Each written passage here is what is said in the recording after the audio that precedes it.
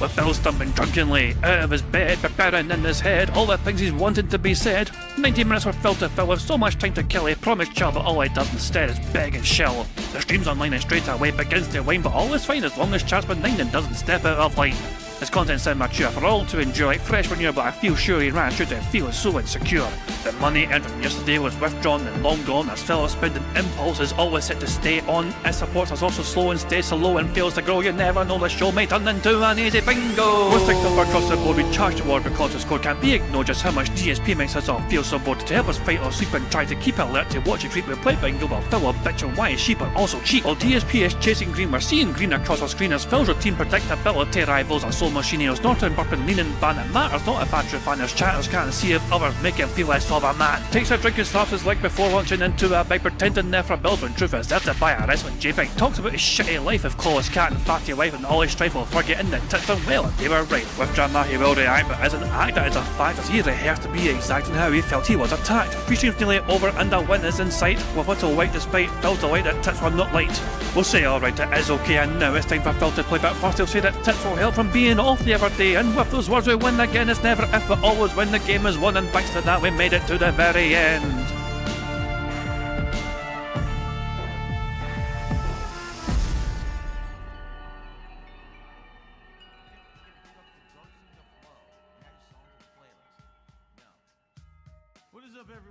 Hey guys, King Jad here, and welcome back to DSP Bingo for what is today, Monday the 30th of March 2026, the penultimate day of the month. The bad man is awake, and as you can see, he's starting to ban people bright and early. Mr. Zedo, Dr. Dosser, Sarah Croft, all banned by Phil. He said good morning all, and so far not a single human being has responded to him. So yeah, the bad man is awake, but it seems like no one else is, you know. Phil Burnell, bright and early at the time of 11 AM his time, finally rocking up to his stream.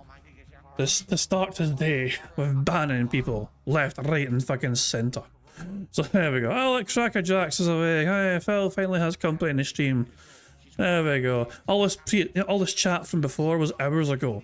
You know, this is like hours ago for random fucking, I don't know what the fuck's going on with that fucking shit. But there you go. Anyway, so yeah, the bad man is wide awake. Well, wide awake is fucking questionable, but he's awake anyway. He's in his chat at the very fucking least. Hope you're all doing well. Hope you're enjoying your day so far. Hope you had a fun, enjoyable weekend. Yeah, I mean, I'll tell you one thing, you know, some people are wondering, we have a free space. This documentary has over 500,000 views. 500,000 views in the span of a day. For the Turkey Tom documentary on DSP. Oh, not documentary, but just another, like, you know, episode. Call it episode, you know. But the agreement was if we got 500,000 views in time for today's bingo, we get a free space. We have a free space, courtesy of this video doing so well. So well done, Turkey Tom, 500,000 views. We watched this together after the first bingo card yesterday. And I thought I would sort this by the top comments, and we can enjoy what the top comments are on this thread here. Okay, so let's see what kind of top comments do we have so far here. So never mind the beanie. Phil will show you claim he never saw this. That's the most like that. I mean, that's almost got 1,000 likes on that alone. And Phil is actually saying that. That's his narrative right now as things stand. Phil is claiming he's not aware of it or doesn't care, doesn't see it yet. DSP is like that one crumb in the air fryer that keeps getting cooked. Fuck me, that's a very random fucking take of that shit. Jesus, man. Phil will definitely say didn't watch us, and no one's saying that, you know. The Vanos still opening his peak editing, yeah, that was fantastic editing as well. Can't wait for the DSP to say he knows nothing about the new documentary by some turkey named Tom. He's not a clown, he's the entire carnival. So these are some deep cuts right here. It comes in denim. You're damn right it fucking does. It comes in fucking denim. Always welcome in fucking denim. Early turkey gets it, Tom. These are the top comments here. What Phil actually means by his rant is I'm jealous that I can't get stuff early and for free. Well, there you go. I'm being so serious I almost died laughing at his manifesto about why he doesn't like women. Oh, it is nice when like new individuals learn about the fucking incel manifesto he fucking made. This video is in only 5 hours already has more views than Phil's 3 channels combined in the last 5 years. Edit 8 hours in, it already has more views than his entire YouTube career. Well, that's not fully accurate, to be fair, you know what I mean? 8 hours in already has more views than his entire YouTube career. That's not fully accurate, you know. That's a wee bit stretching the truth right there, you know. The tractors constantly streaming and make 300% more viewers. Exactly. There's Camping Dutchman in the fucking stream chat as well. There we go. Shout out to Camping Dutchman getting involved in the comments there on Turkey Tom's new video. So there we go. So let's pull that. Where's the? Yesterday was a really slow day for me on stream. I didn't make Oh, for God's sake, man. Like, here's good. That's not so. Him put on that 6-star Steiner was literally the happiest I've ever seen him. Really, it was. It really fucking was. I cannot overemphasize the difference in Phil's nature as a streamer. It was night and day difference seeing how fucking happy and he was streaming a game. It was like it was surreal. He was in his element when he was playing WWE Champions, and it was like he knew what the game was all about. He knew how to fucking play the game. He was happy to share his knowledge on the fucking game. Like, so it's like when he actually when that's what Phil as a content creator. Why can you not be like that for all video games? You know, if Phil treated WWE Champions effectively like he treated every single fucking other game as a content creator, he would be a far more successful content creator in my opinion. Because when he plays games these days, for the most part, he's fucking miserable as fuck, and he just wants it to fucking end unless somebody's fucking giving him money. Robert saying, I haven't watched a new Turkey Tom video. Are we supporting Turkey Tom again? Well, it's not about supporting Turkey Tom, but the fact of the matter is they put together a well-constructed video. You know, the video itself is worth a watch, I would argue. If you want to support Turkey Tom or not, it's entirely up to yourself, of course, you know what I mean? But honestly, the video was well put together, you know? We did watch it together on Bingo yesterday, so if you'd rather watch it on Bingo, you can pull up my stream from yesterday if you want profit, and watch it via yesterday's Bingo stream. If you don't want to give Tom a view, if that's the way you're inclined to do so. But we did watch it together on here yesterday after the first Bingo card. It's entirely up to yourself, of course, but honestly, it was worth a watch, you know? In my opinion, there you go. So you already know what Phil's going to go to Crusade again against Tom. We'll see even about this video on your streams. I expect him crashing. Yeah, exactly, yeah. Schultz, he's only 43. 43 is not youngest person, but it looks like he's in his 50s. There is no way he doesn't declare bankruptcy again. This dude probably has like $50,000 in unsecured credit card debt right off the rip. Did his own as a documentary. Jesus, man, what a comment that is. So yeah, a lot of comments having fun at Phil's expense. And yeah, as I said, though, this is definitely worth a wee watch, I think, you know what I mean? It's only an hour long or so, you know what I mean? But it's well put together. It basically continues where I left off last time, you know? It covers some old stuff as well, and it also covers things in some sort of chronological order to a certain degree. Worth a watch. But it got over 500,000 views in 24 hours, so we get a free space of Bingo because of that. We have a big TV video to watch. But before all that, and the Snort Banana video is well compilation. Before all that, we do have a couple of, actually we have a tweet to go through. So there was one, so other people were watching the documentary, well, for lack of a better term, it's not a documentary, you know what I mean, but it's like a, whatever. This was clipped by Grexit on Twitter. This VTuber was watching Turkey Tom's video, and they had an interesting opinion on it, to say the least. Hello. Let's hope he's not gonna air out the old almonds again anytime soon. After complaining and dragging his feet like a kid for an hour, he eventually put on the hat, and 15 minutes later, the vest. But not without complaining some more. Alright, I'll get the vest on for you guys, and now for the next 45 minutes, I'm just gonna be sweating profusely like an idiot because I'm wearing dunk trying to play a fighting game. Whatever. I wish people would just be understanding and understand when I'm playing a fighting game, I'm already... Dude, he is actually worse than an e-whore. Unironically, e-whores, at least they have stamina. Like, they are going to hold up your name, they are gonna write it onto themselves, they are sitting on the kiddie pool, like, in a very bendy position just so that you can look at their asses. And now it's like, oh no, I have to wear a hat. And a vest. Oh no. Needed, but no, everyone wants... Worse than an e-whore. He's worse than an e-whore. And hold on, this clip apparently sums up Phil perfectly. Hold on. It's the same person, this clip sums up Phil perfectly, apparently. So many retards. And you know what's the worst thing? That they're confident retards. that's a hot take. Who is it? I don't know who this is. I don't know. Maybe it'll be mentioned in the comment section somewhere. Squoo, apparently. This is why I love Squoo. SQW. Just so based. Now let's hope Pippa discovers them again and see how they, yeah, Pippa has reacted before to DSP. Wasn't Pippa the one that says I'm gonna get gold at EFL? I'm pretty sure that Pippa was the one that did that, you know. So yeah, this VTuber apparently is called SQW. So there you go. So good, you know, find them if you want and enjoy what they're doing if you want to. There you go. So there we are. Phil apparently had his microphone on already at 9 minutes past. Wait, that's a very early time for Phil to have his microphone on. Hold on a fucking second. And Raphael caught it. So we'll just make sure we catch it ourselves here. Play it a little bit here. I should play here. What is up to everyone who is here? There we go. So, I mean, a bad man has his microphone on early. Unexpectedly so. So I guess I'll put him on pause right there, make sure it's on 1.5 speed. We'll leave him on pause. In the meantime, we can enjoy a couple of videos to build up some speed up juice. First of all, let's enjoy a Big TV compilation compiled together by Ludwig Ward Order here. Big TV episode number 81. I've not seen this yet, so fucking brace myself, I guess. It was up early banning people, that's right, you know. If leaning ban is on the card, we can get it taken off straight away. Hooray for that as well. What's the camera on? Oh god. The camera's not on yet for Phil, that's for sure. The microphone is. Anyway, let's see this Big TV compilation and see how many more brain cells will this kill from me today.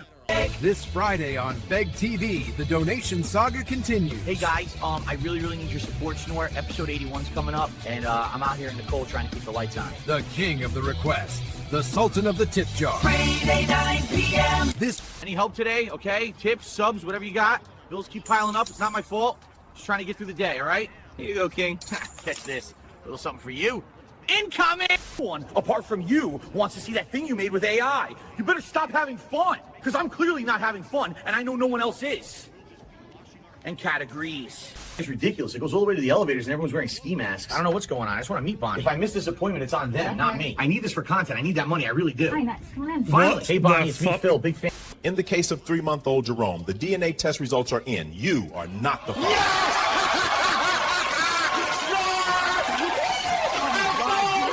Hey guys, look at this. Check this out. We're on the island now. This is my little relaxation spot. All right, see the dome shine beautiful right inside. It's real quiet, no trolls, nothing. Just me and my stuff. And of course, Chat immediately has to bring up the baby oil. Yeah, very funny. Look, I like to keep my. The best running gag in Family Guy is the chicken fight. Every time it gets bigger, like the one where they crash through the bodega, that's peak television. Phil, we weren't even talking about Family Guy. We were on game design, remember? Yeah, but it's basically a boss battle, totally influenced games. You can see. No. It's okay. One of a kind, diamond encrusted Game Boy, gold button, sparkles like crazy. I'm letting it go for 20 grand. That's a steal, all right? I really need that money to pay my bills, utilities, taxes, everything's due. Guys, it's not my fault. The costs keep going up. Wendy's, what can I get started?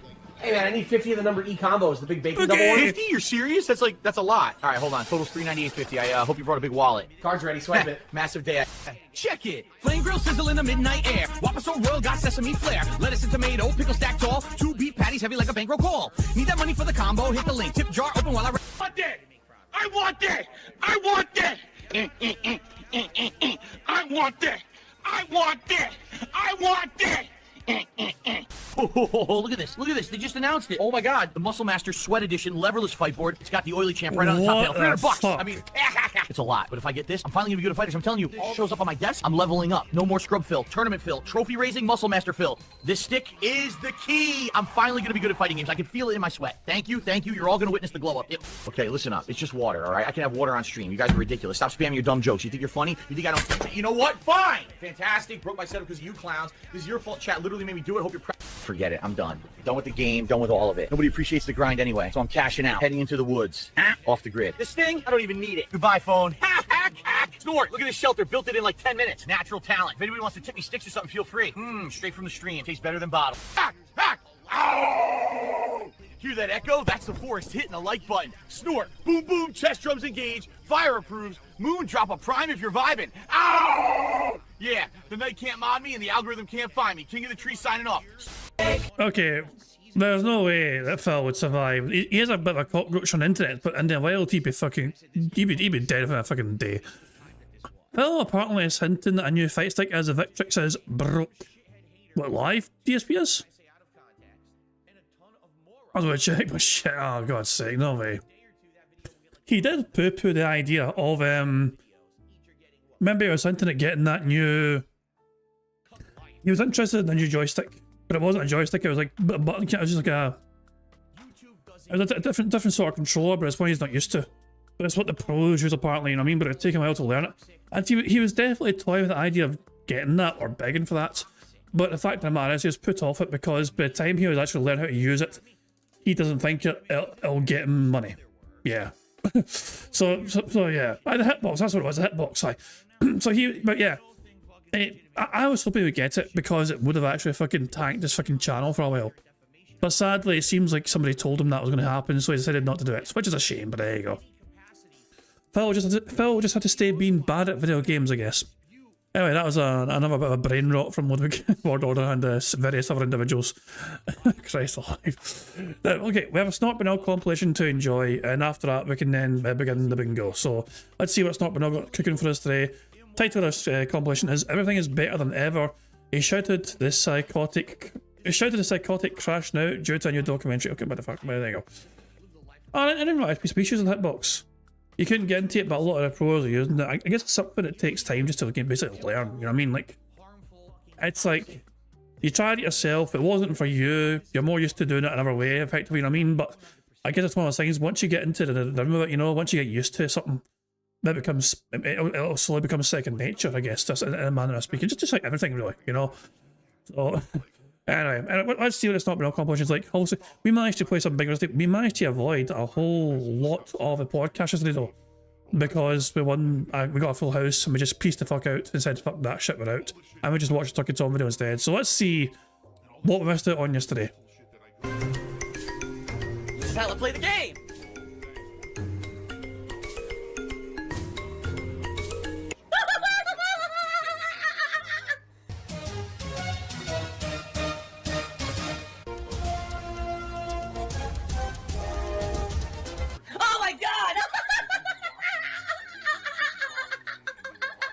I have to warn everyone.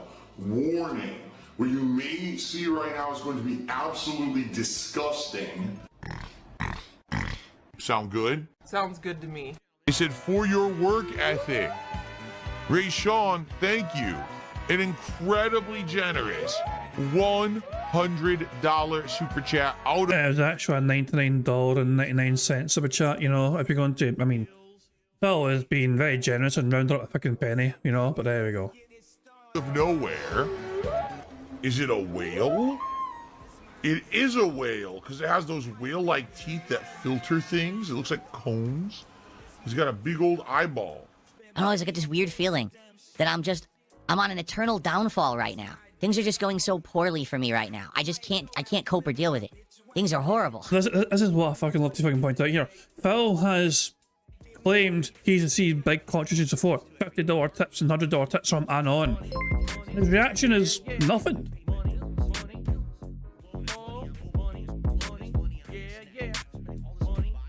Oh god. Squeaky wheels Jade tipped £1. Oh, for fuck's sake. Squeak squeak squeak squeak oh joy, I see Daddy Philip is playing Pokemon Fi or Red on Game Boy. My uncle and I played on Game Boy when I was a wee lad, and like a Game Boy he did make an advance.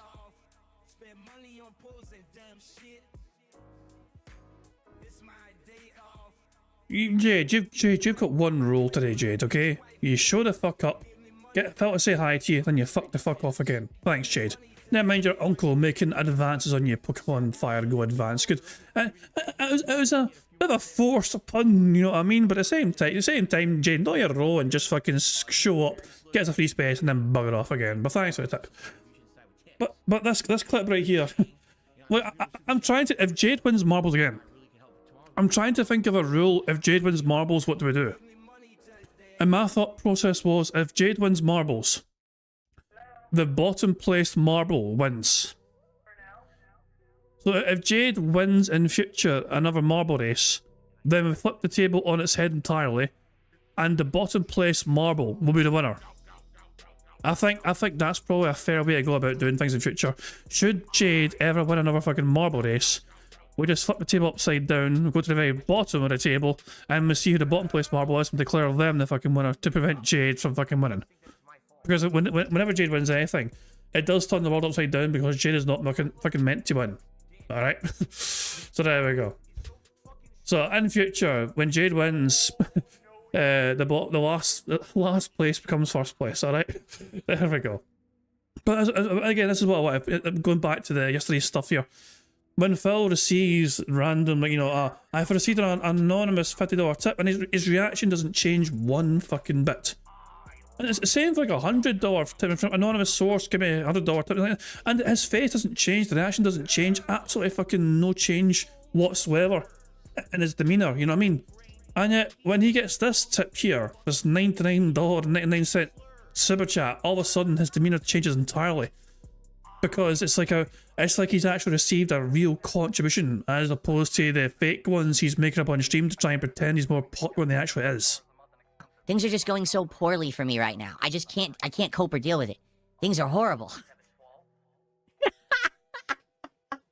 I just can't, how could I handle it? I'm just on such a downward slope. My trajectory is so downward right now. I've got nowhere to go but down. My God. Oh my God, he's drinking gin. Yes. I'm still waiting for the downfall to happen. I'm still, you know, really, I'm waiting. When is it going to happen? Because everyone keeps saying it. Of course, downfall is in relation to Tucky Tom's most recent video. Oh, the downfall. That's great. Well, let's see. Today I got great attendance, great support. We had a great podcast. We're going to play a fun game. Tonight we're going to play RimWorld. That's going to be a great stream. After, you know, we end the podcast, I'm going to go spend some time with my wife. My wife just left me. I need something to kill the pain. Give me 4 beers, cold ones. I'm going to have a good cup of coffee, see my kitty. Ow! Jasper, what are you doing? You scratched me, man. Make him bleed. Jasper, come on. We're going to come back on stream, chill. Like, my life is great. So when is the downfall coming exactly? I'm still waiting. Like, everyone says that word, but I'm still awaiting it. I'm, you know, looking all around me. It's weird because I still live in the really nice house in the private neighborhood.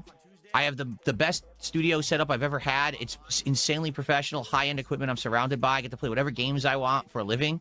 I have a great... Well, you fucking start cooking to death when it's like 50 degrees like Fahrenheit or some pish, man. Like, you cannot handle like a fucking mildly sunny day in spring without freaking the fuck out, because I think, like, Phil, I said, like, I said this the other day, I wouldn't wish Phil's life on anyone else on the planet.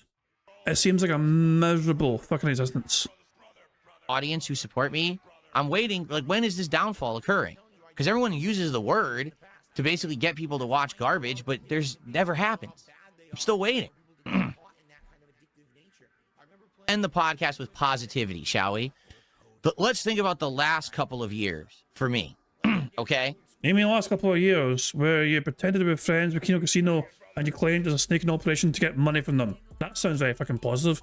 How about when Asmongold gave you a fucking chance, one of the biggest fucking streamers on the planet, and you fucking took the opportunity and just flushed it down the fucking toilet and lost all interest in their own viewership? But you fucking got to fucking buy yourself a bunch of expensive new shit though, based off that at least, you know. So you got some money to it at least, you know. Your views are still as fucking same as usual for the most part, you know what I mean? Whether it's on demand or fucking on stream. You're begging profusely every single fucking day just to fucking hit a goal. It doesn't pretend, you pretend doesn't exist anymore, which fucking does exist, you know what I mean? Things haven't really drastically changed, you know. What exactly has changed for the most part for you, Phil, in the last few years? You know, because really it's the same old shit day after fucking day, and I say this as somebody that's fucking been doing bingo on your fucking shite for the last several years now.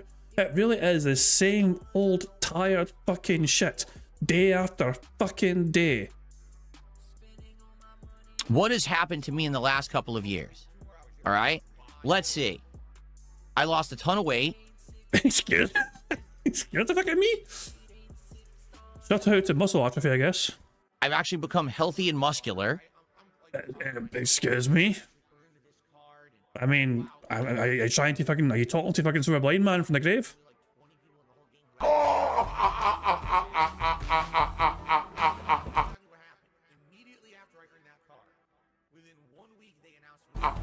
I cleaned up my lifestyle outside of the work.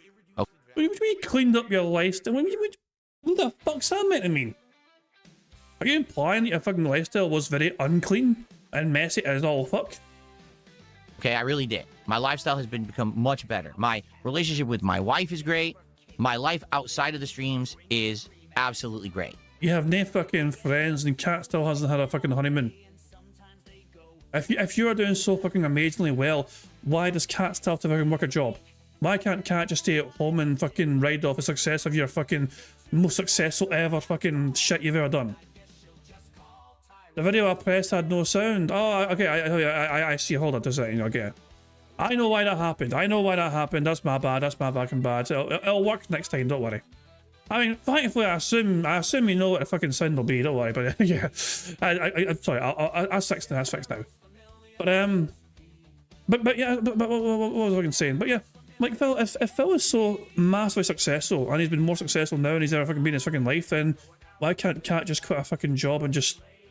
Because she hates the job. She doesn't like the job she's working in. You know? Phil has said that to us, that she kind of is frustrated with the job she's in. And yet Phil she can't just stay home then, or look for a different source of work, or do anything else, or even maybe why can't she have her own business then and just fucking follow her passion like Liana fucking did for a while? You know, if Phil is that fucking successful. Okay, now let's talk about everything on the streams. Okay, my studio fully upgraded, 2 high-end gaming PCs, 2 high-end monitors, professional studio quality audio. Right? Oh, by the way, I just realized we didn't have any music playing this whole time because I was reacting. I guess I'll play a little bit for the end. Sorry about that. Support. Better than it has ever been. To the point where now I have flexibility to literally play and do whatever I want on any given stream. I now have an audience for podcasting, an audience for chill vibe content, an audience for rage bait content. Phil thinks that he has uniquely separate individuals in the hundreds that show up for each thing, and we'll see about that. We'll see about that. Literally, I have an audience for so much different kinds of stuff that as I get older, I don't have to be pigeonholed into doing one kind of content. I can branch out and do multiple kinds. Right? Exactly. Okay. So I love how he's waiting for somebody to fucking say something there when he's talking to himself. He's pretending to have a conversation, but it's a one-sided conversation. There's no one that can fucking like say yes or no to him here. It's not live to fucking come off. As if when Phil's in his fucking prime here, when nobody can fucking challenge the fucking dumb shit he fucking says here. As if when Phil is in his absolute fucking element here, because he's set up so no one can fucking say aye or no to him. You know what I mean? So your silence means you agree. There's no one to fucking speak up. Here's the truth. I have been doing better and better and better. Now what's happened is reality isn't in line with the fallacy of what people say about me on the internet. Because on the internet, everyone wants to believe that I'm doing bad so they can feel better about themselves. So they literally fabricate tons of negative shit that isn't true. That my relationship with my wife is falling apart. That secretly I'm broke. All of this. I want you to think about this. If I was secretly broke, why would I have abolished the goals on stream? You haven't abolished the fucking goals, for fuck's sake. This is clear as fucking day. This is clear. It's like, who the fuck are you pretending to convince here, Phil? No one believes for a fucking second that the 150 fucking goal isn't still a fucking thing. When you fucking have a stream that only got $100, you tell you guys, the support was okay. It wasn't great, but it was okay. But guys, I mean, it was like, it was a setback. That was a setback. We only got $100 that fucking day. Maybe we can bounce back and do better the following stream. That to me sounds like you fucking got a goal in mind for that particular stream when you fucking say such shit like that, you know? Why would I have made it that we don't even have a monetary amount that we're trying to hit each stream? You fucking do, and who the fuck you pretending to otherwise? Why the fuck was Slayer Spire fucking canned? Because it failed to hit 150 regularly. You know? Who the fuck are you kidding the fuck on, Phil? What sort of bullshit is this fucking narrative here? That we stopped doing celebrations, we stopped doing putting on vests and hats, we stopped doing DSP tries it as a reward. Instead, I just do stuff for fun. We just chill. Right? Well, you got a lot of pushback on charging your audience at least $1,500 to shove a burger down your fucking throat. I think even Aswin Gold kind of made you feel a bit ashamed about that. Why would I have taken that away if I was desperately in a bad way? It doesn't jive logically. Their narrative does not actually hold up any kind of weight when you compare it with facts. But you don't provide facts, Phil, because you try and claim that what's happening in your life is your business, and you won't fucking tell everyone otherwise. You shout the tractors are wrong, but you don't fucking prove the tractors are wrong. You just say the tractors are wrong. What facts are you giving, Phil? What facts are you providing? their narrative must proceed. Their narrative must be pushed. Why? Because if everything that I tell you is true about how good I'm doing, then their entire shtick all these years was wrong. No, it fucking wasn't though. Wait, what the fuck is that sort of fucking logic and mentality about? Wait, so if you were wrong, if we are, so wait, it's what I was trying to fucking say here, is if the tractors are incorrect one time ever, it means they've been incorrect every single time ever in the history of ever. Is that what he's trying to fucking spin you to his dumbass dentheads? That the tractors are wrong once, they've always been wrong, forever and ever. Because historically, Phil, I think you'll fucking find that we were accurate in a lot of the things we said about you, whereas you fucking lied for years and years and years about certain fucking things. Like, for example, fucking your, I was just fucking saying, WWE Champions, for example, is the fucking easiest fucking one to go by. When you claimed, you know, time and time again, they weren't playing that game, that account wasn't yours, that people were lying about things or whatever, just to fucking get your goat. And all of a sudden it turned out, oh, the distractors were right all along. We were right all fucking along. Well, who fucking would have guessed that? We only had a fucking mountain of fucking receipts and evidence to fucking show that you're a fucking lying sack of shite to your fucking audience, and you were begging them profusely, save the house, no that shit. Well, meanwhile, you went through a bankruptcy, and you're aware of winning this fucking game. Now, Phil, so by your logic, Phil, if we've conclusively proved that you were a lying sack of shit one time just to fucking self-preserve yourself, does that mean that we can just assume that you're always a lying sack of shit? I mean, if Phil's gonna use that logic on us, can we not just use the same logic on him? I welcome fucking Phil and his army of dent-headed dumbasses fucking challenging us on the claims we make against the fucking bad man. I fucking welcome that. I'm happy to have a fucking discourse with any one of those fucking smooth-brained motherfuckers just to fucking, on any fucking points that we fucking raise about Phil and have a back-and-forth discourse, you know? I am happy to present my thoughts and things. It's like, I am all about the facts. I am all about the fucking facts of the situation. I'm happy to hypothesize, but I'm also very eager to point out things that I think are like guesses, you know? Like, for example, I have a theory that Phil committed bankruptcy fraud. Now, is there evidence of that? I mean, potentially. When you look at the bank leaks and the massive amounts of microtransactions that Phil spent money on, and I can imagine that Phil might have implied to the bankruptcy people that that was a part of his fucking work, you know? Because he's a gaming content creator, you know? That is why I think Phil potentially committed bankruptcy fraud. Now, am I saying that as a fact? It's not a fact, because I don't know how to confirm that. It's what I believe, though. And I'd be happy to have a dent head, sorry, push back on that and why I'm wrong. You know? But anyway, it's just, I just want, I'm very, but according to Phil, though, the tracks are wrong once they've been wrong forever and ever. I might heat up one more fucking time. One more time from Phil. This bizarre fucking clip here. When you compare it with facts. But their narrative must proceed. Their narrative must be pushed. Why? Because if everything that I tell you is true about how good I'm doing, then their entire shtick all these years was wrong. The whole fallacy of everything Phil does is wrong and all he's the eternal downfall. What are you talking about? What downfall? I am literally going up like this right now. All right, my content is recovering. Whenever I cover a new hot game and I have a review or something to talk about it, I get good attention, engagement, and support on it. I get people who come by and really appreciate the fact that I'm still honest about stuff all these years later. And but not really though. Like you only make special videos when you want to fucking be negative about things. And apparently that's not the content you want to fucking create. But it seems like that is not right. Like, I'm still waiting for Phil Burnell to make the fucking video on Pokemon Fire Red. When he played Crimson Desert and didn't enjoy it, he made a video talking about how much he didn't fucking enjoy it. Okay?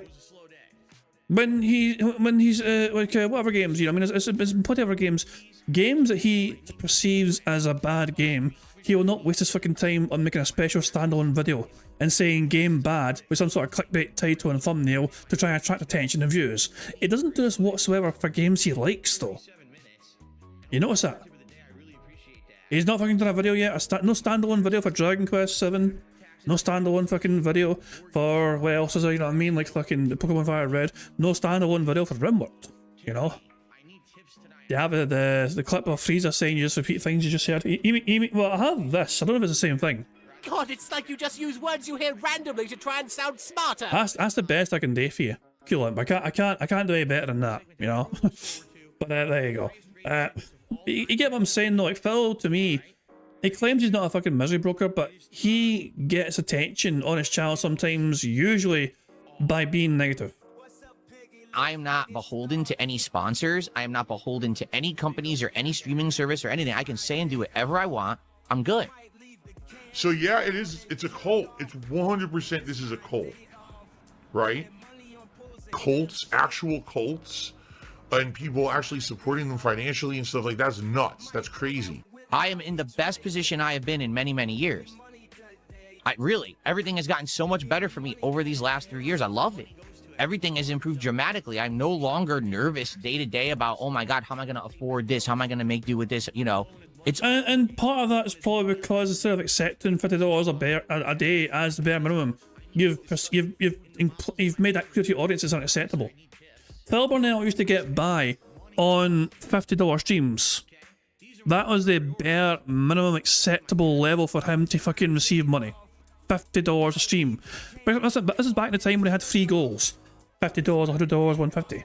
And the $50 was the acceptable bare minimum. This is only a couple of years ago. This wasn't that fucking long ago.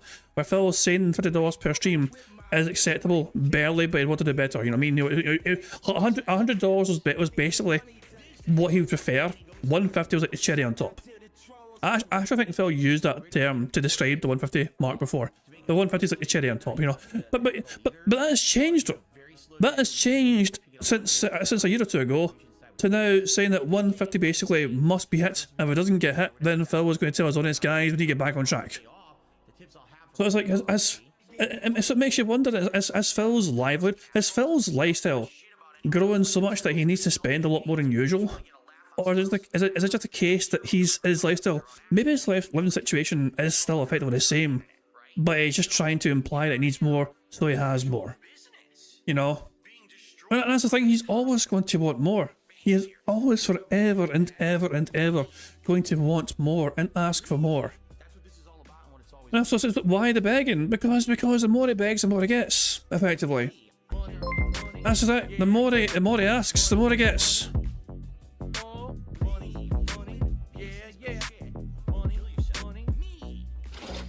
Ghost of Derich tipped £1.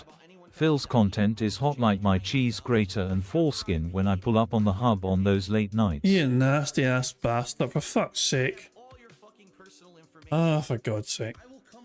Have the Canadians not implemented the fucking user fucking thing yet? Like in the UK, you can't go on Pornhub anymore. Or any porn websites without, like, you know, registering all that shit. To put, it's like some sort of, I think it's to fucking prevent like children like viewing material they shouldn't fucking use, you know what I mean? Have the Canadians not implemented that yet? Where you can't view Pornhub without an account or something. In the UK they got implemented, you know what I mean? I'm sure Derek wouldn't hesitate not to have his own Pornhub accounts, you know? He'd probably have a fucking first person to register, I imagine. But there we go. Jesus Christ. Thanks, Derek, you creepy bastard. You fucking keep your fucking creepy antics to yourself.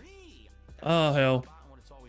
But, oh my God, I am actually really glad that we skipped this yesterday. I'm losing my damn mind now about this fucking shit, man, but if I was watching this live yesterday, I probably would have fucking tapped the fuck out, you know? Like, holy fucking shit, man. Holy fucking shit, you know? It's just, it's unbelievable, it really is. Like, I mean, it's just, it's still mind-boggling to me that he's telling us, like, he's saying this while basically telling his audience, as long as they keep giving him $200 to $300 a day, he can survive. It's just as a mind-boggling amount of money to me that he is requesting and requiring just to survive. You know what I mean? But my thinking is that perhaps he's actually, I mean, who fucking knows? He's begging profusely, non-fucking stop, and he's asking for more than before. But is he spending more, or is he potentially saving for any fucking day? Who fucking knows? longer nervous day to day about, oh my God, how am I going to afford this? How am I going to make do with this? You know, it's all good. My life is great. So where's the downfall? Where? Again, he's like, wait, he's talking to an imaginary person here, waiting for a response. But if I wanted a conversation because he's got nobody there to talk to. Even the things you can say, well, you and, you know, your addictions to this and that, there's no addictions. Phil's blowing his money. Oh my fucking god. Oh my fucking god. What do you fucking mean there's no fucking addictions? What do you fucking mean there's no fucking addictions? Who the fuck are you kidding, Phil? Is that why you fucking vanished for a fucking week last year? Were you on some sort of fucking crash course to get over your fucking WWE Champions addiction? Like, what do you mean there's no fucking addictions? As far as we're aware, you have never ever even admitted the fact that you had a spending problem on WWE Champions, despite the fact you clearly had one. Guys, Phil has no addictions. What are you talking about? What do you mean Phil has addictions? Addicted to what? Apart from spending money and shopping all the fucking time and just overspending and not saving up money and WWE Champions and gacha games in general and fast food as well, admittedly.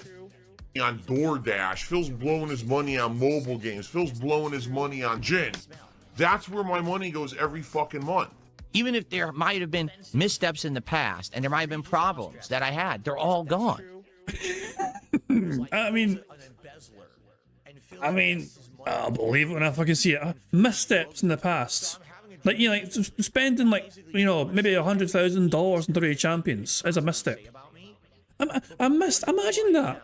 Imagine dropping 6 figures on a gacha game, mobile game, and you call it a misstep. A misstep. That's like you fucking I accidentally fucking fell into the ocean. That's a and now I can't get out. That's not a misstep. That's not a little chip over the fucking curb there. That's like I fell off a fucking cliff. A misstep. They're all fixed. I'm not playing mobile games and spending money on them anymore. Oh, there we go. Phil Burnell apparently is not spending a single cent on mobile games anymore. There we fucking go.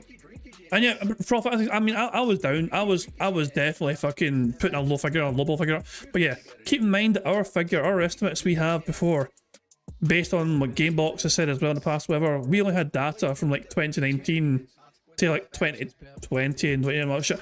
Like Phil's been playing this game since it came out, you know. So yeah, it's like it could very well be closer to 200k, 300k, who knows. But Phil Burnell is claimed here that he's no longer spending a single cent in any gacha game whatsoever. Now, I will say this. It has been a long time since Phil Burnell has appeared in the WWE Champions events, you know, for spending, you know. But that doesn't prove that he's not still spending money in the game. It just proves he's spending less money in the game. So he's not spending as much money to appear in the top of the rankings in that game, you know. Gamebox hasn't seen him there for a long time, you know.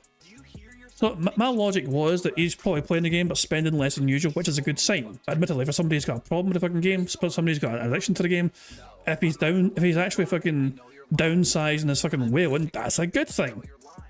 You know, in terms of just kind of looking at someone who's got a fucking problem, if he's not doing it as bad as before, that's good.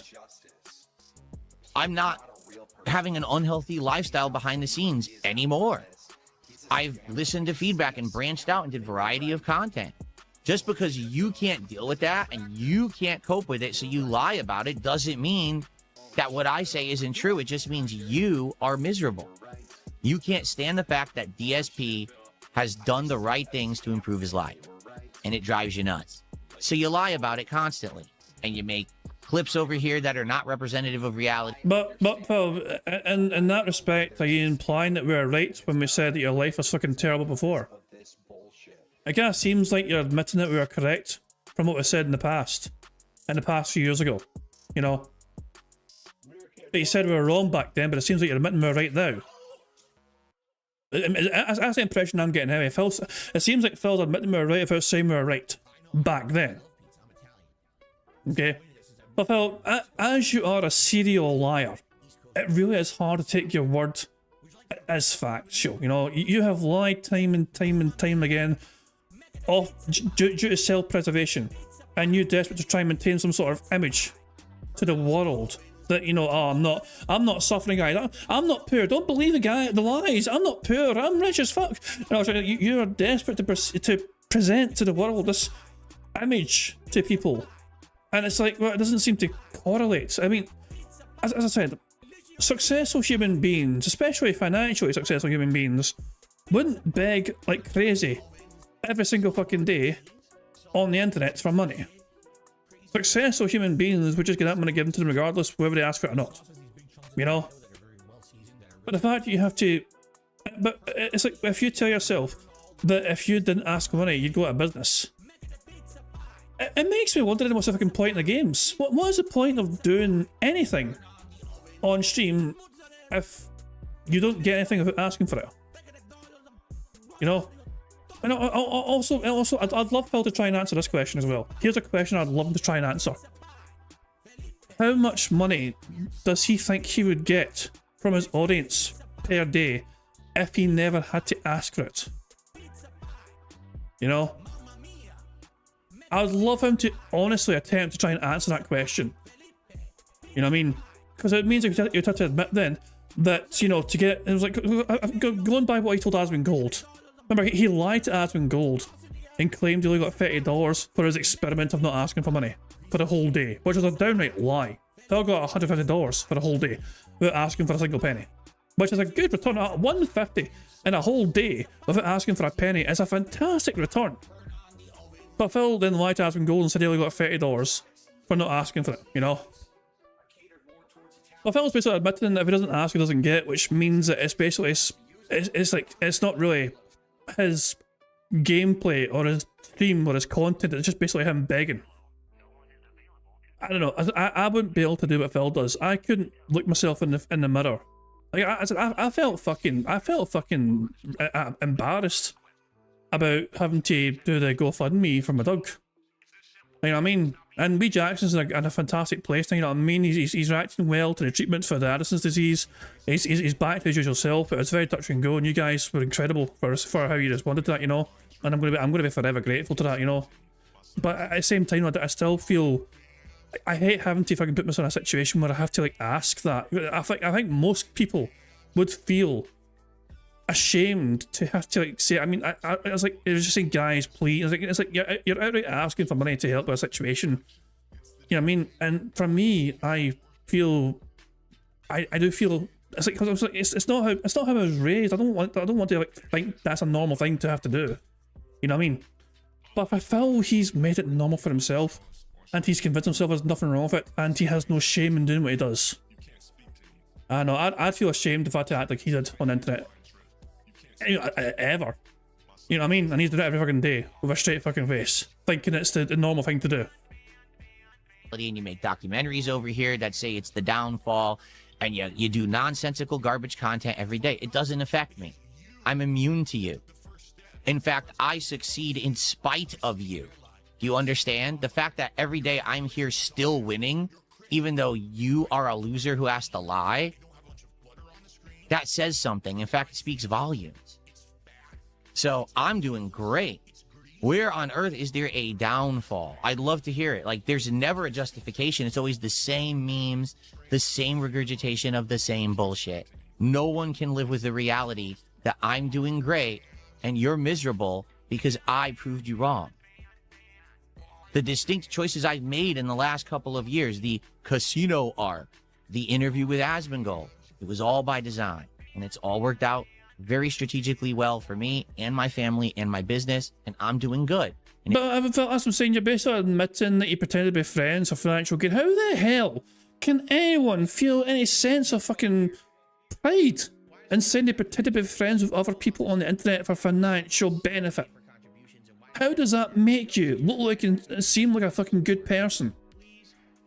You know? I pretend to be that person's fucking friends and those people's friends just so I could fucking make shitloads of money. I robbed them. I robbed the Kino Casino by pretending to be their fucking friends. What the fuck, man? And he says this with like pride in himself. I fucking got money from them, their audience, get fucked. And he still does. Technically to this fucking day when he's on Kick. He's only on Kick because of Kino. So any fucking money he makes on Kino effectively is still because of them. Which is not as much as usual, but still, he's still making some money from them. And if you can't understand that and or accept it, you're a miserable wretch who should seek help. Because if you're actually upset that DSP is doing good, that means more about you and says more about your own mindset than anything that I've ever done. Well, it's not, Phil. We're well accustomed to, like, Phil, you have made far more money in the past, and it's not changed your life whatsoever. The things around you might get shinier and newer and more RGBer, you know what I mean? Your surroundings might change with maybe a new table, or a new headset, or a new microphone, or a new toy behind you, or a new Lego build, you know what I mean? But primarily every single fucking day results in the same fucking boring asinine content you are fucking creating from your audience. You know what I mean? It's like the bullshit's the narrative is the same today as it has been for years. You know? You talk profusely for a couple of hours, bore out of fucking tears, and you fucking play a game badly while begging time and time and time again for about $150 without stating that you want that money. It's clear you do want at least that amount of fucking money, you know? So nothing has really changed for years.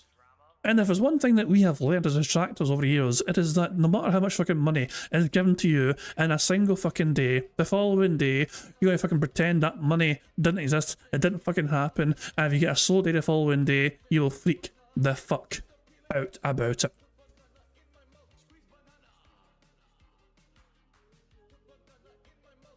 Oh my god, he's drinking wheelchair donations. Come the fuck in and fuck the fuck off. Thank you very much to Mr. Pika-Fan for popping their 6-month bingo baddie membership as he's saying half a year's a bingo baddie. Let's go. Thank you very much, Mr. Pika-Fan, for that. Very kind of you indeed. Thank you for half a year of being a bingo baddie. Gentlemen, I just received 50 legitimate memberships. Oh yeah, this is one of those kind of weird ones. So Phil got a 50-member bomb, but it was from somebody who's like an LTG detractor who has in the past given LTG fake memberships. So Phil wasn't sure where to count this as legitimate or not. Phil was very skeptical about counting this legitimate or not. In the end, he did count it as legitimate, which means that he counted it as, you know, so Phil's day stream got like $370 odd or something. Although there's a 50-member bomb and a $100 super chat, which was the main part of it. I hope, from this guy Split Screen TV. I don't know if they're legit or not, but that's a lot of memberships. But it also has LTG content on it. So I'm like, I wonder. I don't know who this guy is. He could be legit, he could be fake. At this point, I'll be honest with you. Even if they're fake memberships, I don't really care. Already got a great stream going. That's an incredible thing to fucking admit. That's an incredible thing in my opinion to admit. Even if they're not real memberships, I don't fucking care. If somebody dropped real money, and when I say real money, it's not Argentinian currency or whatever, it's like if actual dollars and that shit, if somebody spent a whole lot of fucking money. Phil counts as $3 per membership, Phil counts it as. So that's 3 times fucking 50 mass. It's a lot of change. A lot of fucking money for somebody in one go to give you. And Phil's like, I don't care if it's real or not. I already got money earlier on from that dumbass that gave me $100 super chat, you know what I mean? So who fucking cares? If they're legit and, you know, this is a lot of support for the channel, great. And if not, I just hope that he's not using a stupid VPN switcher or whatever. But thank you so much. If these are legit, Split Screen TV. Half an hour left on stream. I want to. Apparently, Split Screen TV is like I don't know how true this is. Apparently, they're Turkish or whatever, or their contributions are from like Turkey. And apparently, the price of a membership in Turkey is not really massively. It's not great. It's not very strong. Put it that way. It's not as bad as Argentina, but it's not that good either. Apparently. So you've been a great chill audience. You know, it sure would be great to get our first kicks of the stream, considering we have none, and it sure would be great to get another sub, considering we only have one. This is another stream where basically there's no kick support. It doesn't matter how well supported the YouTube side is. It got massive amounts of super chat, a big massive super chat, a $100 super chat, and then on top of that, 50 gifted members, which is potentially valid. You know, I mean, not fake Argentinian ones. You know, and here he is complaining about kick not stepping up to fucking do that part. It is never enough for him. There is one fundamental fucking truth in this world. And it's going to be that it is never going to be enough money for him. And this has been happening constantly recently, and I don't know why. It would be great to get some support for the stream by the end here. The moment that money comes in, it's gone. Mass addictive Hogan spending. So, I hope that you guys enjoyed today's stream. I did. All right, and I'll be back tonight. All right. I wonder why Phil enjoyed the stream. I wonder what made it more enjoyable than usual for him. Oh, Christ alive, man. Yeah, it's funny. Phil counts the memberships at $3 each, even though they cost more. He doesn't do this for anything else. He never does this for Super Chats. Him counting the memberships at $3 instead of $4 is him taking off YouTube's fucking cut of the fucking of the fucking membership, which doesn't make sense either. That doesn't make sense either, in my opinion. It's so fucking weird. It's so weird how he fucking does fucking bizarre math. Right, between 7:30 p.m. Pacific time, and tonight will be the continuation of RimWorld. Now, we have a very interesting situation going on in RimWorld, okay? We had a big chaotic outbreak of nonsense at the end of the last stream. Like, everyone just had heat stroke, and now we have to find a way to get everyone to recover for it. I think we have multiple townspeople who broke and are, like, wandering around doing random nonsense, so we have to see if we can, you know, get back on track, because the thing is, we were actually making great strides and great progress, but then this happened, and it kind of screwed us all over, so hopefully we can come back from that, all right? So RimWorld tonight, chill, fun, great interaction, and always a good time. If you're not down for RimWorld, then tomorrow we're going to have a chill morning show. We're going to have the continuation of Pokemon Fire Red on that first stream. Those Hogans are waiting tonight, and I cannot pull the Hogans without your support. Now the Hogans will be let free. Who let the Hogans out? You let the Hogans out with your King's taxes today. There's still this back here. And it's still in the back of my neck, the back of my head, the back of my mind, and it's always telling me it's WWE Champions time. I love it. I love it. Yeah, I'll fucking love it. Good stuff, dude. It's time for bingo. Let's get fucking started with fucking bingo. That's what I've won free space already. Courtesy of Tucky Tom's video getting over 500,000 views already. That was locked in before bingo even began today. I was locked in like an hour or so before bingo was due to start, so well done, Tucky Tom, for his video doing well so far. 500,000 views in 24 hours. Very impressive stuff indeed. And there we go. So, and apparently we have 25 likes as well, which is not a free space. I'll count that right now and then another. So there we go. Well done, guys. Two free spaces before everything else. But there we go. Anyway, guys, a number. Give me a random number in the chat, please, so we can get a bingo card picked for today's card. So the first number in chat I see will be the number that we use for today's bingo card. Make sure it's a good number though, otherwise I'm going to fucking be pissed off with you if we don't fucking win. There we go. Dragonism. I seen the number first in the chat saying 4. Are you're always picking 4? Are you a golf fanatic or something? I don't know. But anyway, we need Phil to say the following based on Dragonism's number request here. We need Phil to say and do the following. We need Phil to say, in fact, him scratching his stash, him saying wrong, him chewing some water, and him saying, you know what I mean. The second row is still saying nobody or no one. Him messing with his phone, him standing up randomly, him saying fun and tired. The third row is still getting a fake tip, basically an anonymous tip. Him touching his hair, him mentioning his dumbass birthday, him saying oh, and him explaining something. The fourth row is still getting the prayer hands, him saying unique right now, example, and positive. The fifth and final row is still saying honest, him displaying some future jealousy, him saying hilarious, him flailing his arms, and finally, him being all victim mode. So there we go. That's the bingo card we have for today's stream. Now, of course, there's a variety of ways we can get free spaces to help us on our way to a full house bingo card. For example, for every 10 sip snorts or burps that Phil commits, we get a free space. For every 6 minutes and 40 seconds that Phil begs, we also get a free space. If Jay should have Phil's stream, and it's a Pokemon stream, so he fucking should. If he doesn't, I'll fucking be angry. And Phil says hi to Jay, not only to get a free space, but we get to celebrate a free space by playing this animation. Squeak, squeak, a free space. As Satan shows up to Phil's stream. And Phil says hi to his good buddy Satan. Not only do we get a free space for that, but to celebrate a free space, we get to enjoy this animation. What's up, Satan? Good to see ya. I've been told that Satan apparently is not shown up to Phil's streams until about after 2 o'clock sometimes. So he's not. Sometimes he shows up earlier, but it seems these days Satan always shows up after 2 p.m. So. Oh. Thank you very much, Profit, for the $5 Canadian super chat. It says 6-7. 6-7. Why is that not dead? We haven't heard 6-7 for a while. Why can't that die? But thank you, Profit, though. Very kind indeed. case you guys been aware, Profit has recently moved into the new place, the end and all that jazz. So I'm glad Profit's got sorted in that regard as well. You know, I know I can understand how stressful it is trying to get a fucking new place sorted. You know what I mean? I went through, well, I went through a similar sort of situation, not as extreme as what Profit went through. Profit went through worse than me, in my opinion. You know what I mean? But I do understand the stress it all causes. So trying to get a new place sorted out as well, just to get, you know, get back up and get some semblance of normality back. You know, so I'm very glad that Profit has got himself in a new place, and I'm looking forward to Profit being able to hopefully get videos in the very near future sorted once again, because I do enjoy the content. You know, don't enjoy the fucking constant requests of feet pictures, you know what I mean, but I do enjoy the content. There we go. So yeah, those are all the ways that Phil can help us get free spaces, but there's ways you guys can also help us get free spaces too. For example, for every 5 new or renewed memberships to the Bingo streams, we get a free space, and we've had 1 pop membership message so far from Mr. Pika Fan, so 4 more new or renewed memberships, we get a free space. For every 5 super chats, we get a free space. I've had 1 so far, courtesy of Profit just there, so 4 more super chats, we get a free space as well.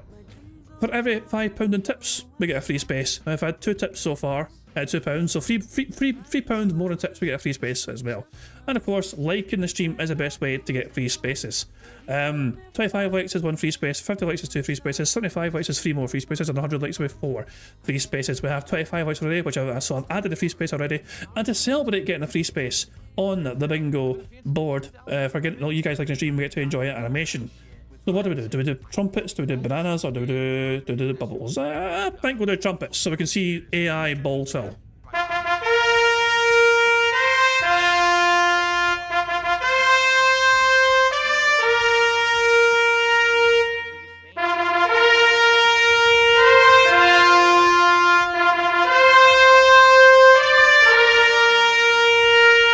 He would not look like that bald. That AI is being very kind to how bald Phil looks. That is not how he would look, alright?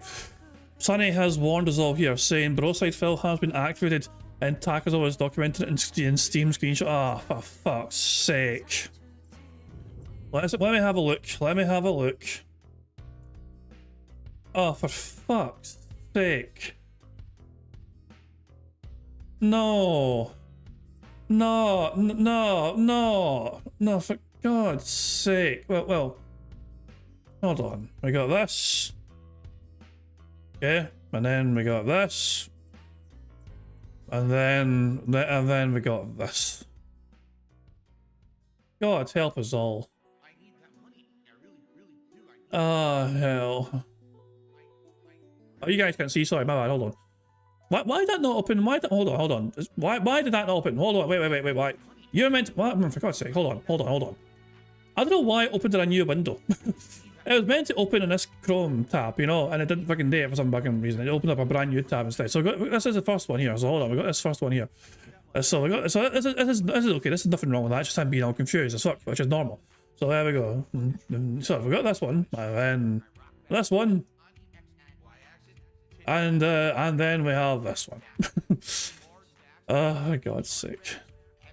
And we also have this.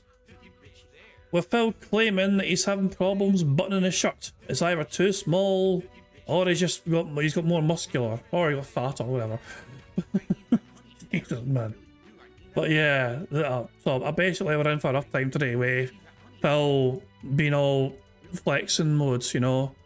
Showing off the fucking noodles. He's trying his best to show like look at all the space underneath his shirt. Like, look at this gap here, you know. Look at this. So he's like, I'm flexing so hard here. Look at there's a massive gap underneath his fucking shirt. So like, he's trying to flex his fucking noodles, but it's not really doing much for fuck's sake. Otherwise, he'd be busting out his fucking shirt, you know what I mean? But it's like his arms are still so much space. There's still so much space in those sleeves.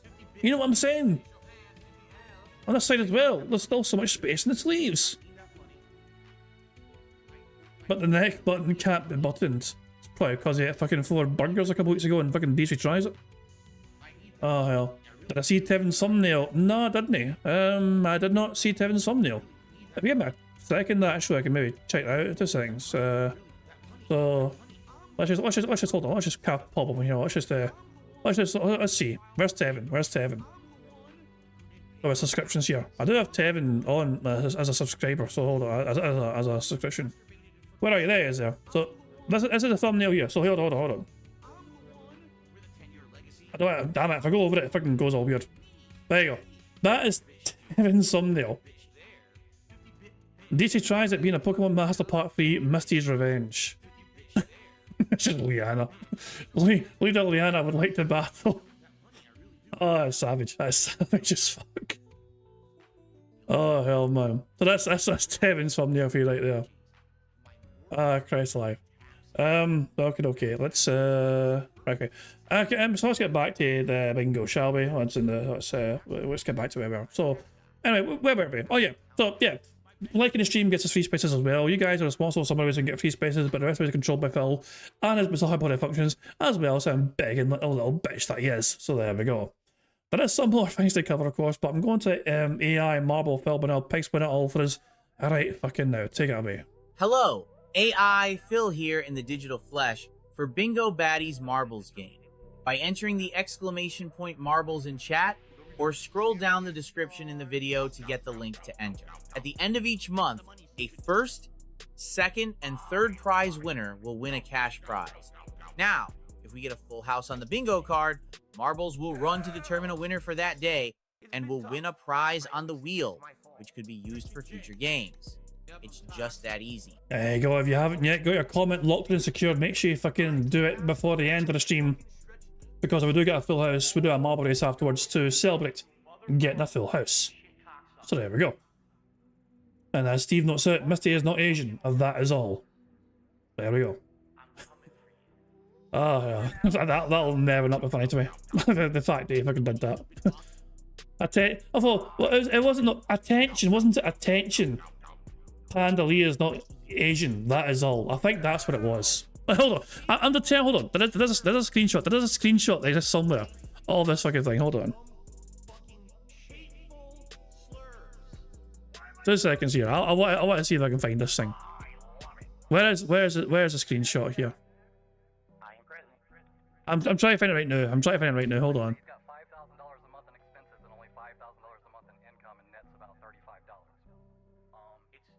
I found the picture. Hold on. Hello, everyone. Shut up.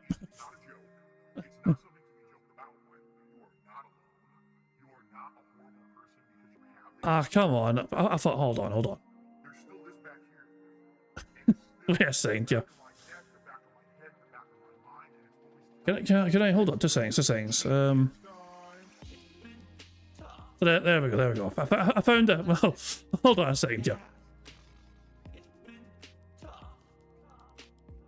So the video in question is this one. In case you're wondering what video I mean, this is the video original, okay? This is the video.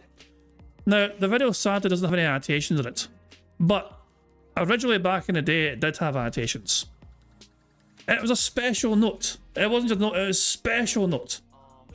So we have a screenshot that exists still of what annotation Phil put on the YouTube video. Okay?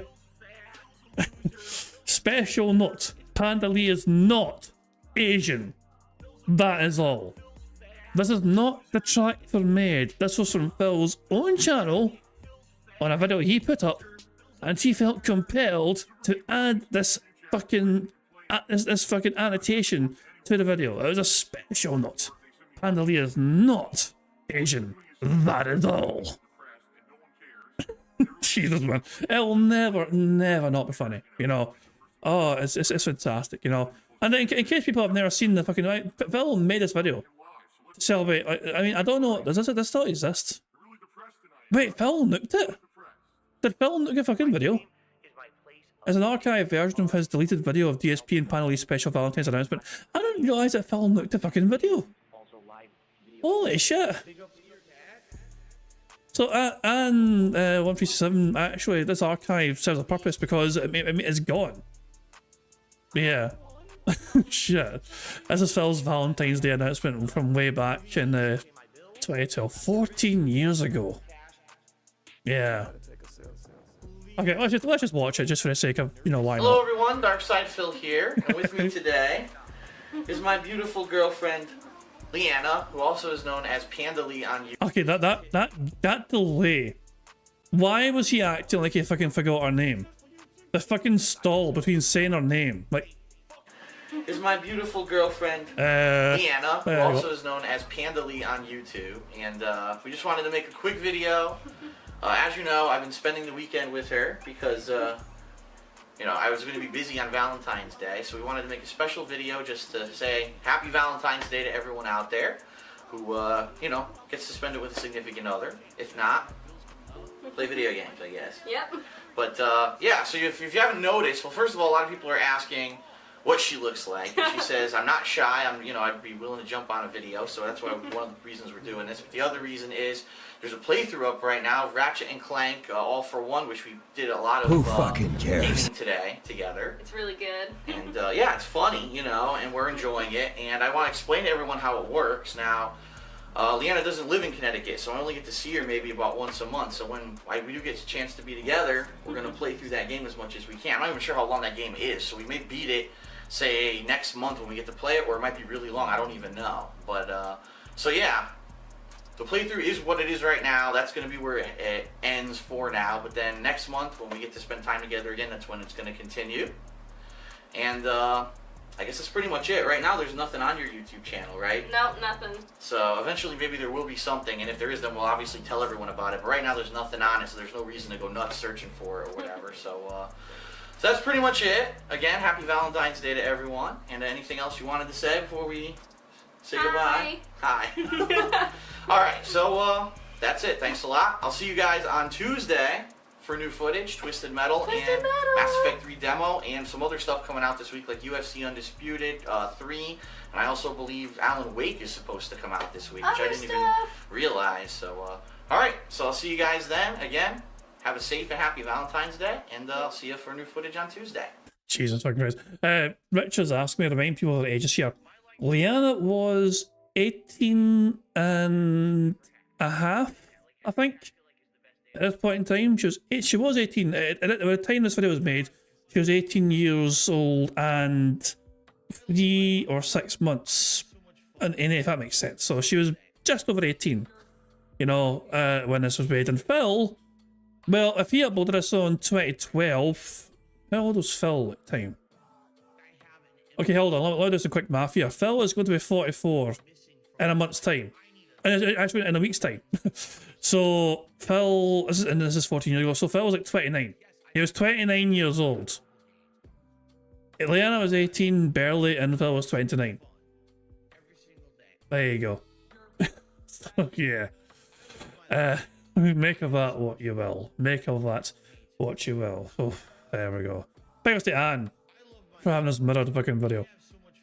I never realised that Phil nicked it from his channel. That surprises me. Anyway, it's alive. Let's get out of bingo, guys. That's okay. It's time for us to play bingo. There's one thing for us to do before we start playing bingo today, and that's for us to hit the Scottish soundboard button to set us up into battle once more. Titanic, motherfucker! Get all fucking okay, good stuff indeed. And that regardless, it's time for bingo. Good luck, everybody. We'll start off with microphone only from Phil, and then afterwards we'll be transitioning into the morning show afterwards. So yeah. First of all, microphone only, here we fucking go. What is up to everyone who is here early? I hope you're all doing well. Welcome to the stream for Monday. We are just getting up and running, and I'm adjusting everything because today's a weird day. As you know, if you were here yesterday, I got my climate control going. Finally. Fucking cares? But it's odd because today's going to be warmer. Today it's very sunny outside, which means this room will heat up. And I'm debating, do I put all my fans on maximum, like the air conditioner and everything, or do I turn on the air conditioner? Because if I do, then I have to close the door. That means that Jasper can't come in here, or if he comes in here, he'll be stuck in here. So I'm not sure what to do. No, hold on. We've had this bingo back in damage before. Let me fucking just... I'm going to randomize the 5 times. 1, 2, 3, 4, 5. There you go. Different back in damage for the bingo card. Might just start with the door open and then see what happens. If it gets too warm, close it later. Anyway, we're going to get started in a few. We're going to do a chill DSP morning show where we just kind of hang out and build up attendance for Pokemon Fire Red, which I am very excited to continue here today with all of you. It's been a great playthrough so far. Cares? And I cannot wait for more. I know that you can because it's done really well. So yeah, it's going to be a good time here this afternoon, okay? So everyone get ready for the stream. I'm going to go finish up here, and I'll be back in just a couple, and then we will begin with the morning show. So go grab a drink or a snack or use the restroom or do whatever you need to do because I'll be back shortly, and we shall begin. Okay, guys? Thanks, I'll be right back. See you in a few. Pile up push. But now fast forward to like 10 minutes later when he starts his like show proper. Oh, there we go. That's just right. I went too far. Went too far. There we go. There we go. So there's the animation right. Okay, so there we go. 2 things ticked off so far. Haven't been a victim mode and him pig splitting something. So there we go. 2 ticked off so far. I have 2 free spaces as well so far. So here we go. Sonic says, I think DSP is taking all videos of Panda off his channels. Why? I mean, I can understand. Well, it's strange. I imagine maybe he just made them private instead. Maybe he just made them private instead. I don't know. I guess. I mean, who knows? I don't know. Anyway, fuck it. That's and I'm not going to be too bothered to find out for now, right now. But fuck it. Right. Okay. It's time to start playing bingo. The camera's now on. Here, let's see if we can get a full house on this morning show. Remember, it's not a podcast, guys. It's a morning show. Very important difference.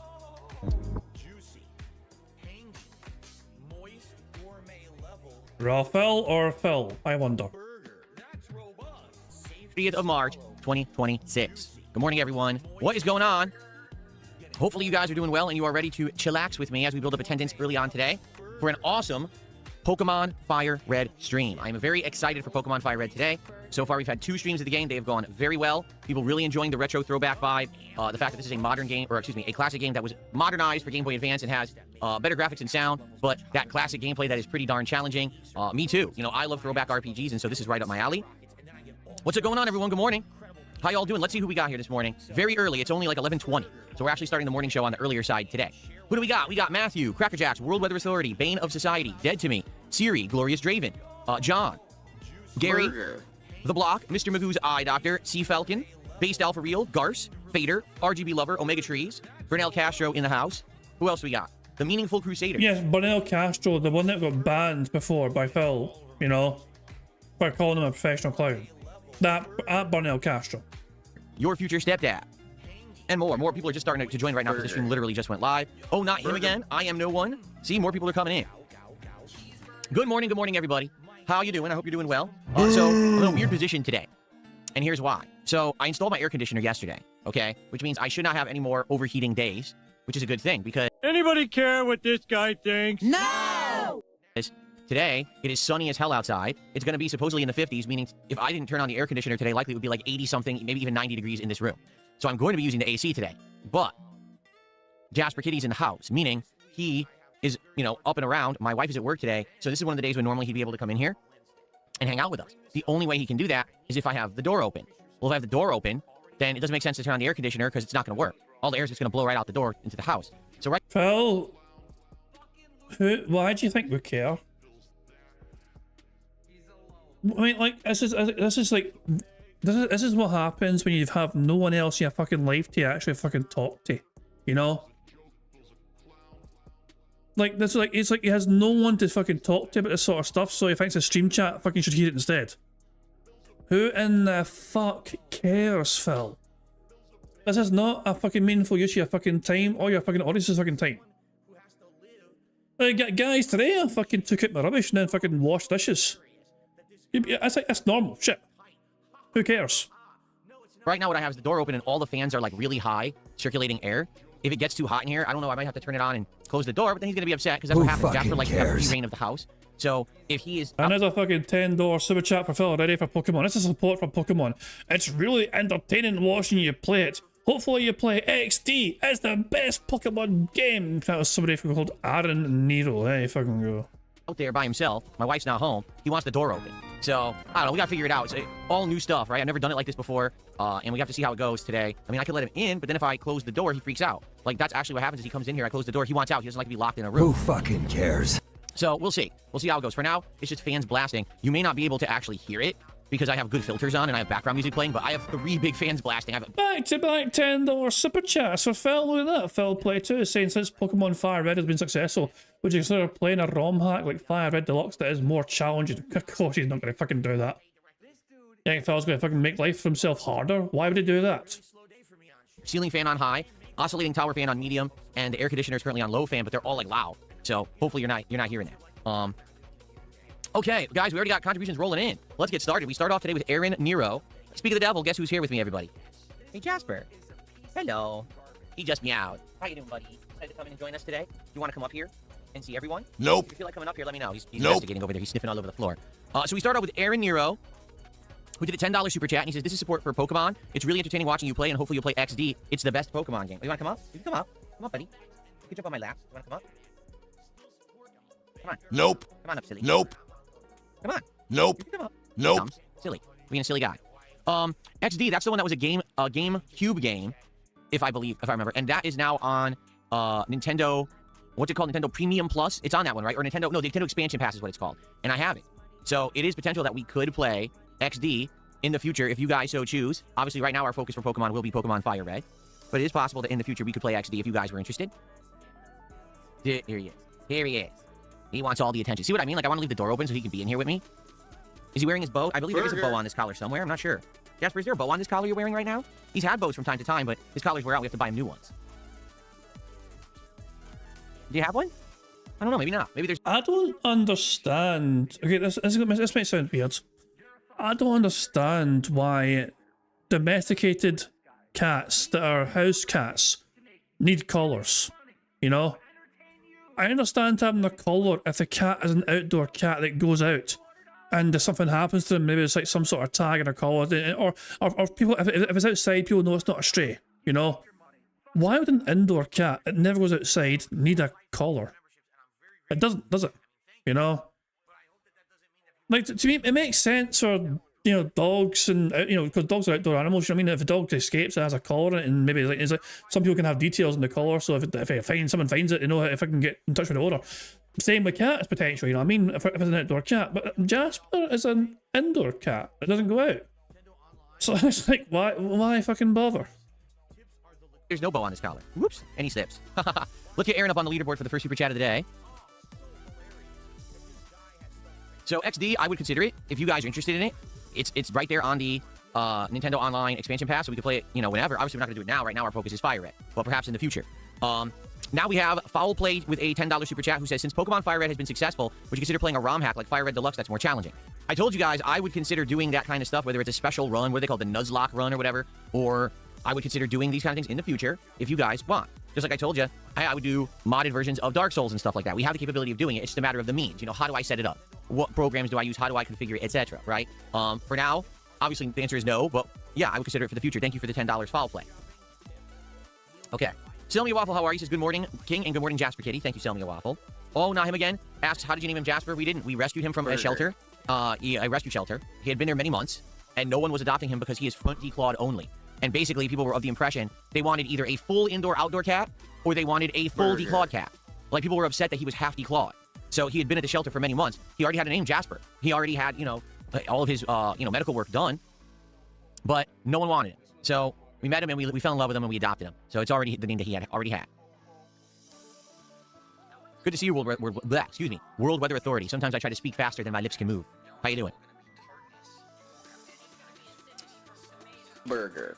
How old is he? We don't know, because again, he's a rescue. He did not have full history with him when we adopted him, or rescued him. However, we estimate, or guesstimate, that he could be anywhere from like 9 to maybe like 11 years old. We're not sure.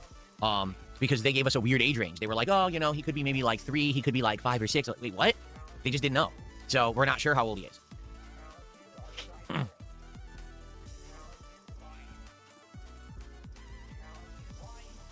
Jacka Cracks asks, what do you find genuinely more fun playing games on easiest difficulty or to play them on the most difficult? It depends on the style of game. For example, if you play a game on the easiest difficulty, if the whole catch of the game was the gameplay loop, like let's say that the game was focused on engaging gameplay. If you play on the easiest difficulty, it might have no challenge and therefore it's just not fun. Okay? On the flip side of that, playing a game on the hardest difficulty, if it's a game that's meant to be a certain level of experience, and if you've made it so hard to make progress because you purposely played it on the hardest difficulty, you might actually ruin the game for yourself and make it not fun. You see? In reality, I don't think I enjoy either. I think my better experiences in gaming has always been to leave it on the default experience. Whatever the game developer intended as this is normal, that's the experience that I want to give myself because that's representative of what the game designer wanted me to experience in a genuine first run. Now, I'm not saying that other runs in the future that are tougher aren't warranted, and I'm also not saying that there aren't cases where it may not be more entertaining for a viewer, but in general, as a gamer, I want to have that default intended developed experience.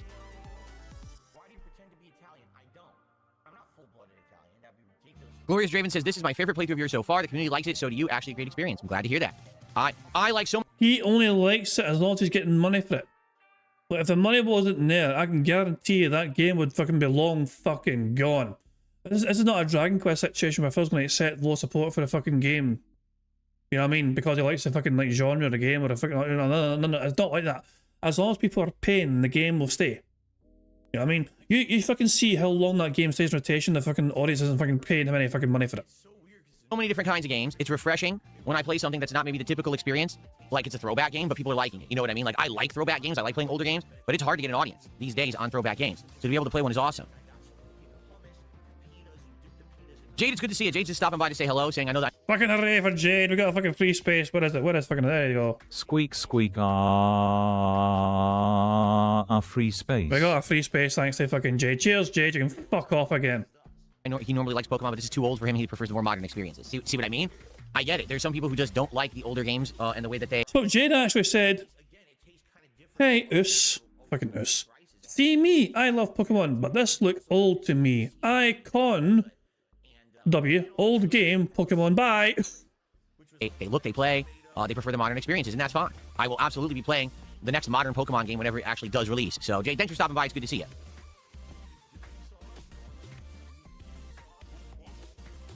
How do I like new Pokemon versus old now that I've played both? Well, here's the thing. I really enjoy, in the modern Pokemon games, seeing these characters that previously were only these, like, 8 to 16-bit renditions, and seeing them in a row. That's concerning. Their full graphical glory now in 1080p, in some cases 4K, beautiful effects, sound effects, and everything. You know what I mean? Like, I like that. I like having a modern version of something that was classic 20, 30 years ago. The Us thing's a wrestling thing, you know? It's a wrestling thing. You know, it's a WWE reference. However, to go hand in hand with that, I much prefer turn-based combat. I do not really like the active-based combat that they had in Pokemon Legends ZA. I thought that it was less strategic because you had to move so quickly that you didn't really have time to plan anything out. For example, in a typical Pokemon game, turn 1, maybe you'll cast an ability that puts your enemy to sleep. Then you might swap out to another Pokemon. Or you might just wail on the enemy while they're asleep. That's strategy. When you're playing the modern Pokemon games, you don't have time for any of that. It's already, you're fast and furious. People are punching you in the face, so you got, oh, just attack, attack, attack, attack. Everything's offensive. And it kind of changes the feel of the game. It almost makes status effects and strategy second thoughts. You really just have to pound the crap out of the enemy with a weakness right away, and then on to the next fight. You see?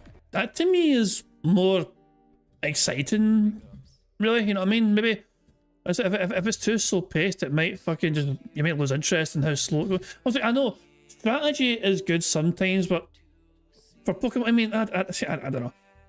And that's only been for ZNA, says Kulip. You know what I mean? I can see why they might fucking try and change up the formula to a certain degree, you know? And it depends. I mean, people are different, you know what I mean? Some people are different in how they want to fucking play games and approach fucking games.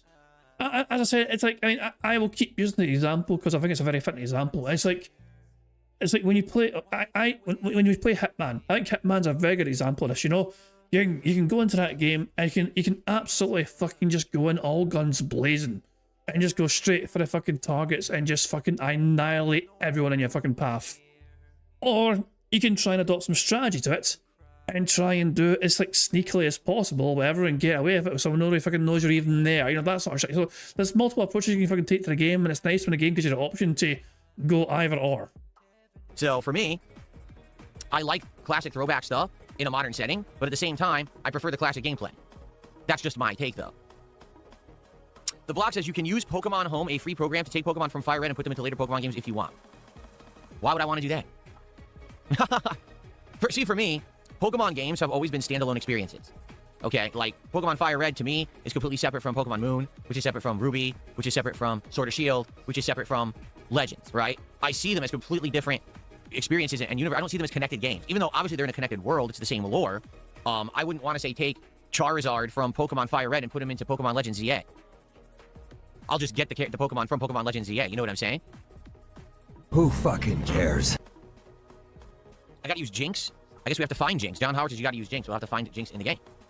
Ellipses says modern Pokemon games need difficulty options. They're pretty much baby difficulty. Yeah, to be honest, most modern Pokemon games have become insanely watered and dumbed down, just watered down and dumbed down, and they're just not very challenging. I'll have to agree with you there. There's some exceptions. For example, the very end of Pokemon Legends ZA, when we were in that final run towards the Central Tower, had some really tough fights because of the gauntlet style of the fights there.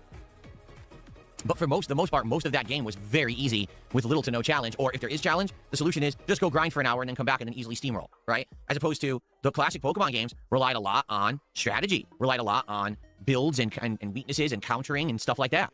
I mean, just take a look what happened when I fought Misty. She kicked my ass. I just ran in, not really ready or prepared, not knowing what she was going to have, and I just got spanked. So now I got to go grind a bit and then come back with the Pokemon team that's a little bit more well-equipped for that fight, right? You got to grind a bit? But I thought you hated that in video games.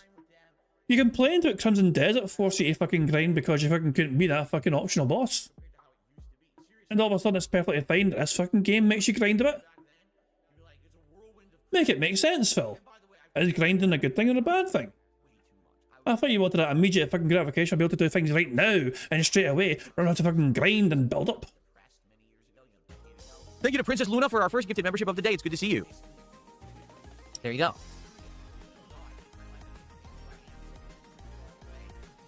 Thank you so much. Dead air. Thank you guys for the early support. I appreciate it. Now I'm just going to throw this out there. Here It we sure go. would be great to get kick support today. Here we go. Yesterday, we had nearly none. Nearly none. In fact, I can outright call it out and say, Stepdad gifted a few subs, and I think Lance gifted one. That was all the support the entire day. The entire day from Kick. So it would be great to get some support over there. You know, people say, oh, why doesn't Phil respond to Kick all the time? Well, number one, because half the time when Kick tries to say something to me, it's nonsensical. It has nothing to do with the topic we're talking about or the game we're playing. And number two, because to be quite frank, it's a lot of people who kind of hang out over there and are very negative half the time. And that's not cool. Why am I going to want to hang out in a place where people are just being negative to me? You know? You choose to stream there purely to get money. Like, Phil, if you're not happy with how negative people are on Kick, then stop streaming on Kick. How about you just fucking don't? So, yeah, Phil, why don't you just stop streaming on Kick? If it's such a fucking negative environment for you, and you don't like fucking being there and talking to fucking people on there, how about you just fuck off from Kick then?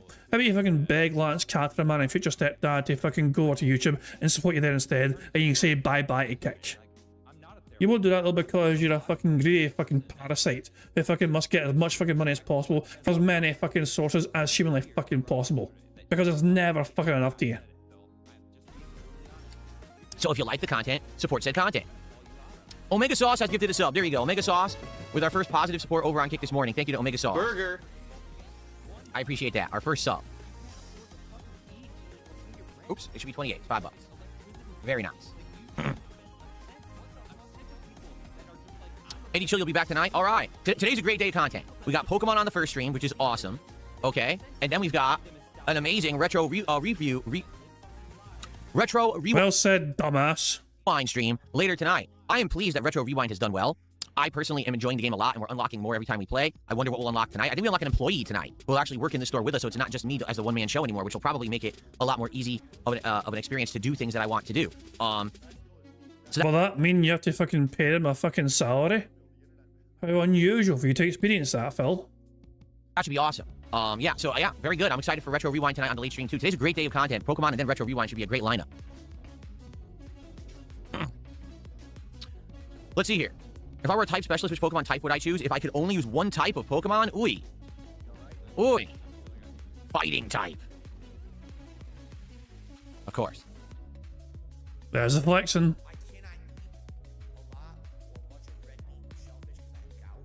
King of the Void says Kick has 10% of the legitimate viewership of YouTube and is the troll chat. You should have zero expectations and stop bringing up Kick support. Well, I don't know what you mean by legitimate viewership.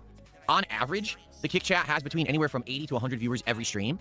Now, when you say legitimate, I don't know how you judge legitimacy of viewership on Kick. Right now, because we have 94 viewers on Kick. And again, it says that pretty much every day that we have around that much.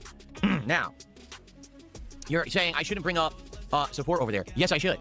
Because I'm providing a service to them. I'm providing a service of broadcasting entertaining content. There's a reason why they're there. If they didn't get any level of entertainment out of it, they wouldn't be, right? And if I'm providing that entertainment, I would hope that they like it enough that then they would reciprocate and support the content. If I bring it up and mention it, sometimes they do. So I will bring it up. I'm not going to do it all the time, but it is frustrating when we have a week like this week. We've got today and tomorrow, and that's what counts for this week of streaming on Kick, and then it gets cut off and you get paid later in the week. There's absolutely no reason why this week should be a slow week for Kick. This week I've been playing all new games that are working and doing well and getting viewership, and people are enjoying all the content that I'm doing. It's not like, oh, it's a dead week where half the games you're playing didn't work and everything sucks. There's just no reason besides people think that it's funny to troll, and like you said, they use it as kind of a toxic negative chat. It's very simple. If you like the content, you should be supporting it, okay? Not to say that everyone can support it at every moment, because I understand that they can't. And I get it. I have enough of a viewer base that things are going well, and they are. For the record, overall, the support is great. But yeah, if you watch and you like, you should support, period. That's how content continues to be made. That's how things continue to get better. You know what I mean? Like, why are things so good right now? Because at any moment, I can try any game. I can afford any peripheral. We can do whatever we want to do in flexibility with the content because of the support. So if things got better because the support increased, why would you then not want to support? It doesn't make sense. Jesus fucking Christ, it's a lot to unpack with that sort of fucking shit. Basically, you have no, if you're not enjoying yourselves If you're enjoying yourselves, you should fucking make that clear by giving money to the content creator, is what I was fucking saying. That's not how it should work, though. I felt you get paid by the viewer because you're on the fucking Kick Partner program. Their literal attendance gives you money.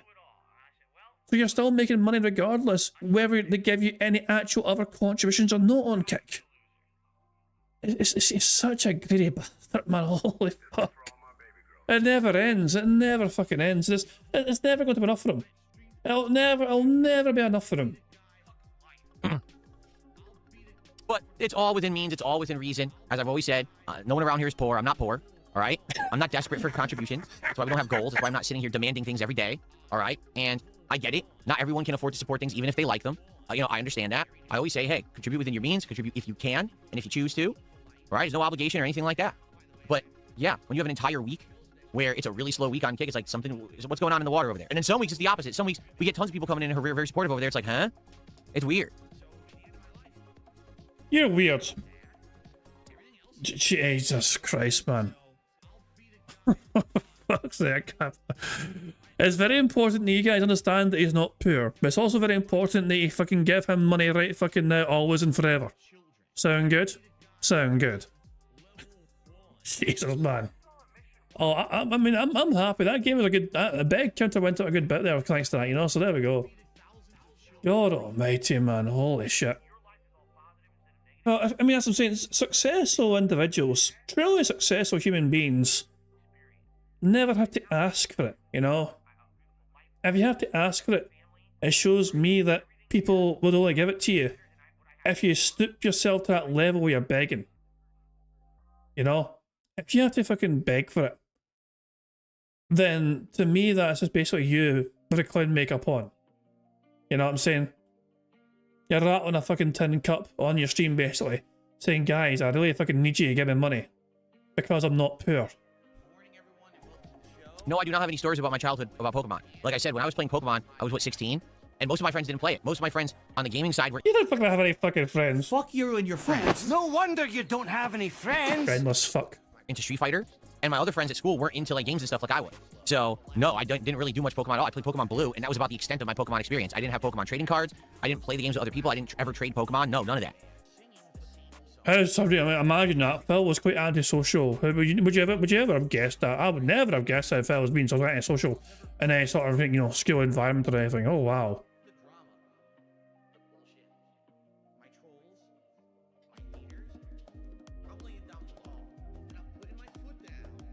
Why do I talk like more than just Legends EA has an active time battle system? What are you talking about? Legends EA has the active time battle system. And I would argue that Legends Arceus was the first one that made you go open world and made it feel like an MMO. Okay? But other Pokemon games are turn-based. The question was, do I like more the modern Pokemon or the classic? And the answer was, I like classic because I like turn-based more than the modern, which is now action-based. Now, maybe the next Pokemon game will go back to turn-based. I don't know. But the most recent one was action-based.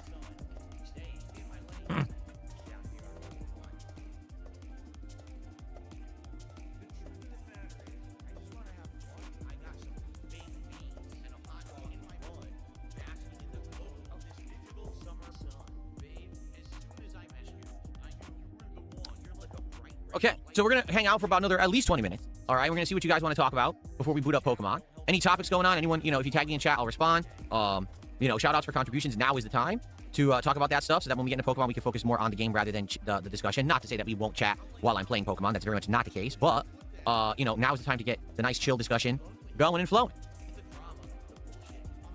Who What's the fucking tallest man I've ever cares? seen? At WrestleMania, I saw Big Show. The Big Show, Paul White, wrestle, and he's insanely tall, so probably him would be my guess. Well, I capture the legendary birds in Mewtwo. If it's viable, if it's possible, and if you know, there's a way to do it. If it's natural in the game, yes. If it's not, if you guys help me to figure out how, sure. I'm not opposed to doing anything in the game. I don't know the viability of it. Was I made fun of for playing Pokemon in high school? No, I told you, like, there was no crossover between video games and high school for me. Like, no one in high school talked about video games or cared about video games. They were more into, like, wrestling and sports and shit like that. So I didn't tell, like, people in high school knew that I played Street Fighter, but didn't really care. You know what I'm saying? Like, I wouldn't go to school and talk about Street Fighter with my friends. There was no real... Nobody ever can talk to them. So, real crossover there. Yes, I like SNK fighting games, or at least I used to. Modern SNK ain't so great. Classic SNK was great. Phil fucking trying to, like, you know, talk to any random social circle in school. Like, hey guys, you want to see my Blanca ball? Like, get away from him, he's got another shaped head.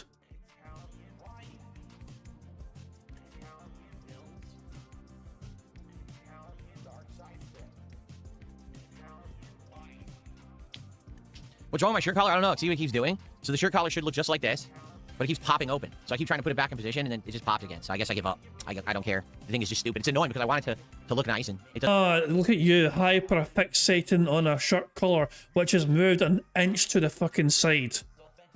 But apparently we're the ones that have the hyper-fixation issue. Mm-hmm. Ah, hell. Mepper saying we were in high school in the same period, lots of people talked about video games. I mean, I'm a bit younger than DSP, but my high school experience involved all sorts of fucking chatter, whether it's like, you know, like sports, wrestling, video games, you name it. All those topics were normal. I knew a guy that was obsessed with Final Fantasy VII in general, which to me it was like, I mean, I didn't. He enjoyed it, but I didn't really enjoy it because I wasn't my kind of game. So I was like, okay, whatever. Just you preach, you enjoy what you enjoy. You know what I mean? But I said, but he liked it. And people enjoy video games in general. I mean, it's all sorts of topics in fucking high school. But it's like I had a bit of a. I mean, I had a quite wide social circle. I wasn't popular. I was kind of weird in school. You know, I had a couple of close friends. But at the same time, I kind of got on with, like, most people, if that makes sense. Like, I wasn't friends with everyone, but I was friendly with everyone, if that makes sense. So yeah, there's no real cliques. I mean, not a whole lot of cliques or anything in school, you know what I mean? It wasn't like Billy, put it that way. The game Billy was not an accurate experience of what school was actually like for me. Not in Scotland, anyway. Doesn't want to agree with me, wants to fight.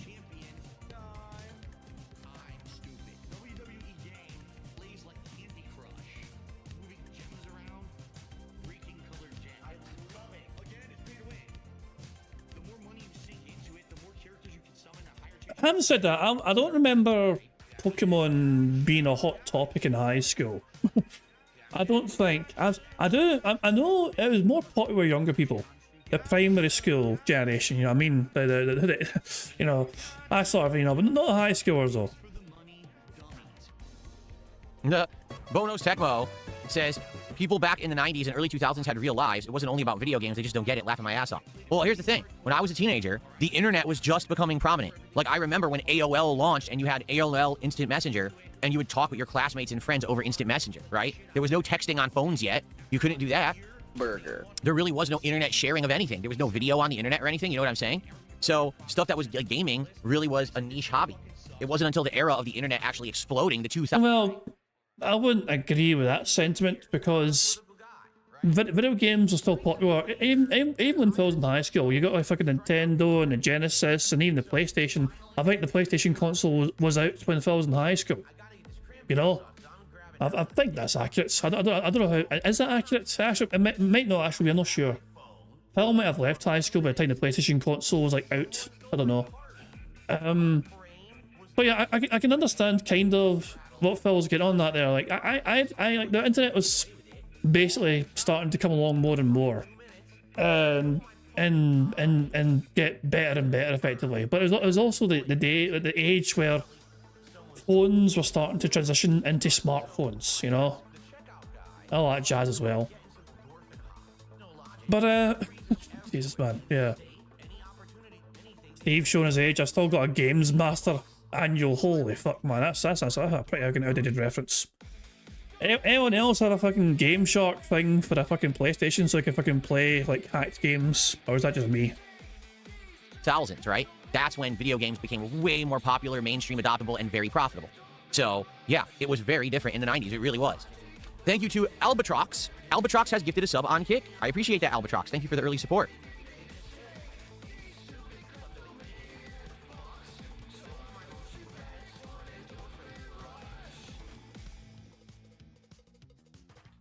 Bono Samo says, that's right, you couldn't be online all day unless you ran up your parents' phone bill. That's right, internet was over the phone. If you were on the internet, no one could use the phone in your house.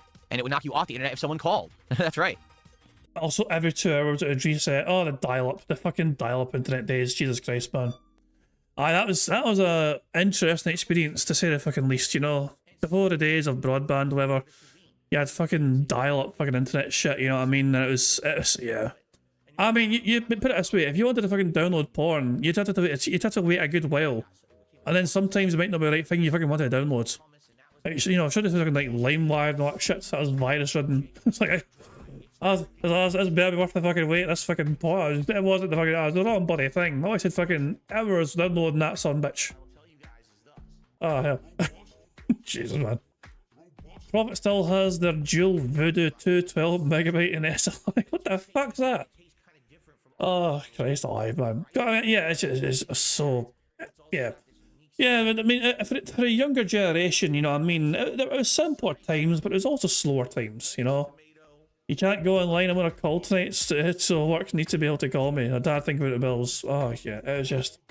I do remember playing, this is such a weird thing, I remember playing Flight Simulator like 98 or whatever it was, on my computer, with my pal from school, but and he was in the game as well, which to me was bizarre. It's so bizarre to me at the time to think of an experience where you can play a video game with someone else online. You know? And that just blew my fucking mind, but I was on dial-up fucking internet, you know what I mean? So after a couple of hours, I had to like fucking, you just, reconnect the fucking thing, and you'd hear that fucking, that tone, those noises, those fucking weird internet noises, where it fucking just connects again. And then for another 2 hours, you'd be fucking set and locked in. Jesus, man. I was like, hey, stop. Can you come off the fucking internet for a second? I want to fucking call somebody. I was like, for fuck's sake. What game is tonight? It is Retro Rewind. That's actually the reason why I have the cool neon blue and pink today, and I'm wearing the 1980s throwback Vice City shirt, because we're going to have a nice retro night with Retro Rewind tonight, so I said, let's make it a retro theme today. Old bastard! This music, too. This is actually throwback music. I mean, I still one of my earliest enjoyable multiplayer gaming experiences wasn't online play. It was like LAN play, if that makes sense. You know, I remember being in primary school. As I'm saying, this is such a fun experience for me. I remember from school because it's so chaotic. Like playing a video game with everyone in your class. And the game looks so... It's called Super Maze Wars. I think I've talked about it before in Bingo. Super Maze Wars was such a fun experience to play with other people, especially when it's like just every person for themselves, and like there's fucking like 20 odd people in this maze just trying to kill each other and blow each other up and all that shit, you know. It was absolutely mental. But yes, Super Maze Wars was like the great... That is a fantastically enjoyable multiplayer game. You know what I mean? As I said, that I will stand by that as being one of the finer multiplayer games from way back in the fucking day. You know what I mean? Jesus, man. If you ever played Super Maze Wars, you know what I fucking mean. That shit was fantastic. Yes, I remember Web TV, absolutely. You remember Net Zero? Net Zero was ridiculous. I don't even know, like, Net Zero, okay? It tried to be like AOL, where it was an online ISP, it would give you internet, but it was free. The catch was, whenever you used Net Zero, you would be absolutely bombarded with pop-up ads. So you try to use the internet and it'd be like pop up, pop up, pop up, close them. Use it for another 5 minutes, pop up, pop up, pop up, pop up, pop up. What the hell? Like, what is going on? Like, I can't use this. It's supposed to be free, but it's not even usable. That's because my dad used it for a long time. He really did.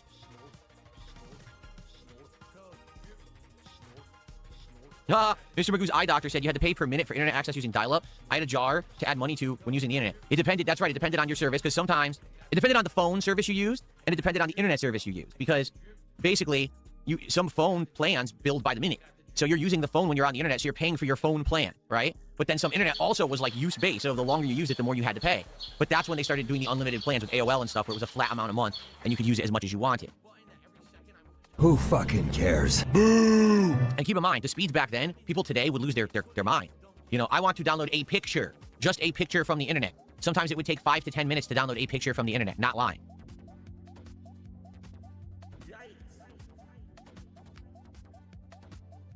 I think the speeds for dial-up back in the day was like 56 kilobytes a second, or whatever, you know.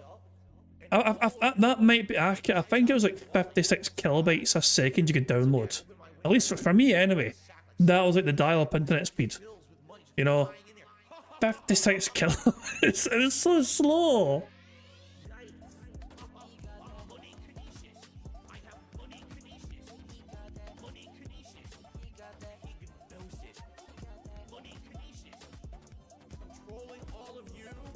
Yes, I saw the Pokemon anime series. It was everywhere. Are you crazy? Pokemon was all the rage in the 90s. It was blowing up. It was all over TV in syndication. Like, the show was on TV, but then it was on, like, in the morning, but then it was on the afternoon. It was on multiple different channels. It was everywhere. And then it started becoming marketable, so you started seeing Pokemon merchandise and things in stores. It was blowing up. Soul at 2 a.m. did a $5 super chat and says, if the universe is expanding, what is it expanding into? Well, the answer to that is very simple. It's expanding into a subscription-based service that will nickel and dime us for access. Every month we'll have to pay a minimum of $29.99 to access the universe.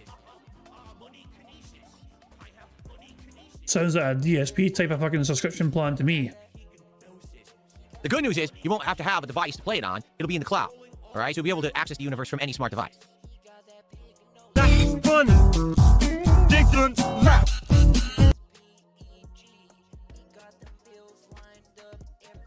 Yes, I remember when YouTube had upload limits. I remember when YouTube had size limits on files, length limits on files, because I was part of that time. When I started uploading on YouTube, you were not allowed a video longer than, say, 10 minutes. So was I, you fucking prick. Who fucking cares? If you uploaded one longer, you could sneak in at like 11, but then it would cut off. Like, hard cut. No, you can't have a video longer than 11 minutes.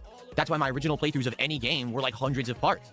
Because if the game, let's say, was 10, 20 hours long, every part's 10 minutes. And Phil, of course, could have edited the content to come, trim it down, but he was too fucking lazy to do that, Like, Phil's like, should I fucking try and trim this footage so it's more watchable and more enjoyable so it's not a whole bunch of dead? Nah, I'll just upload it all straight away with no effort whatsoever. Who cares if it kills your fucking channel? So you're talking for an hour, 6 parts. You got 120 parts for a 20-hour game. It's insane. And it was like... And then you wonder why this is how You Don't Play became so fucking popular. Where it condensed all your fucking crap into one digestible, entertaining video. Upload the fucking best parts to fucking watch. that all the time. I had to do it that way.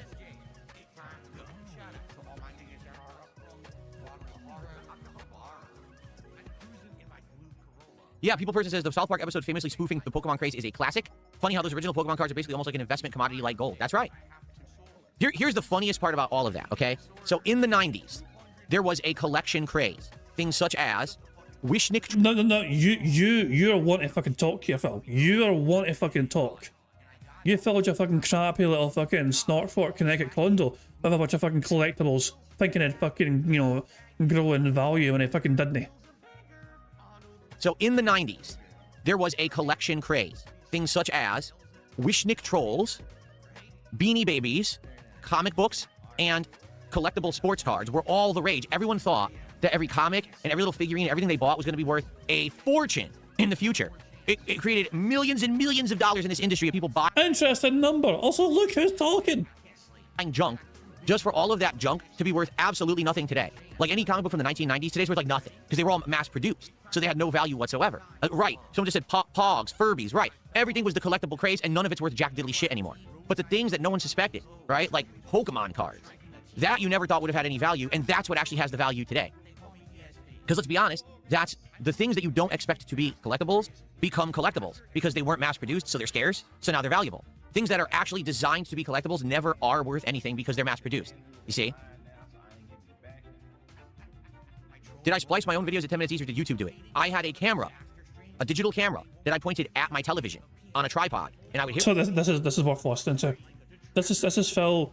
Phil's going to fucking pretend that this was how much effort he put into his content. Whereas in reality, he fucking had an alarm go off every 10 minutes so he knew when to fucking hit stop record. Okay?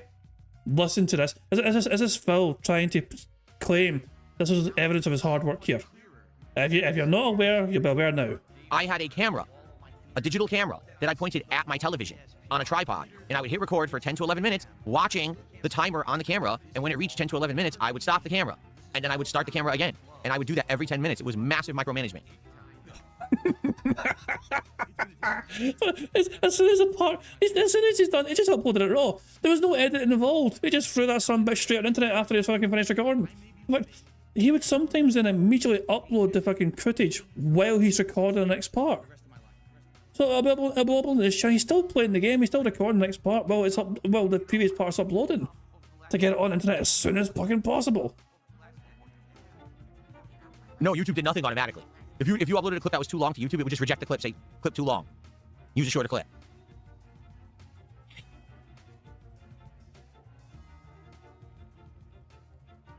Looks like first tip of the day has arrived. Someone tipped me $5 and asked, was I a fan of Thomas the Tank Engine as a kid? It started in the 80s. No, I was not. For me, I'll tell you in a second. Thomas the Tank Engine was fucking fire, man. I loved Thomas the Tank Engine. I don't know why. Like, looking back at it now, I don't understand why I like Thomas the Tank Engine so much. All I know is that I really enjoyed Thomas the Tank Engine way back in the fucking day, you know?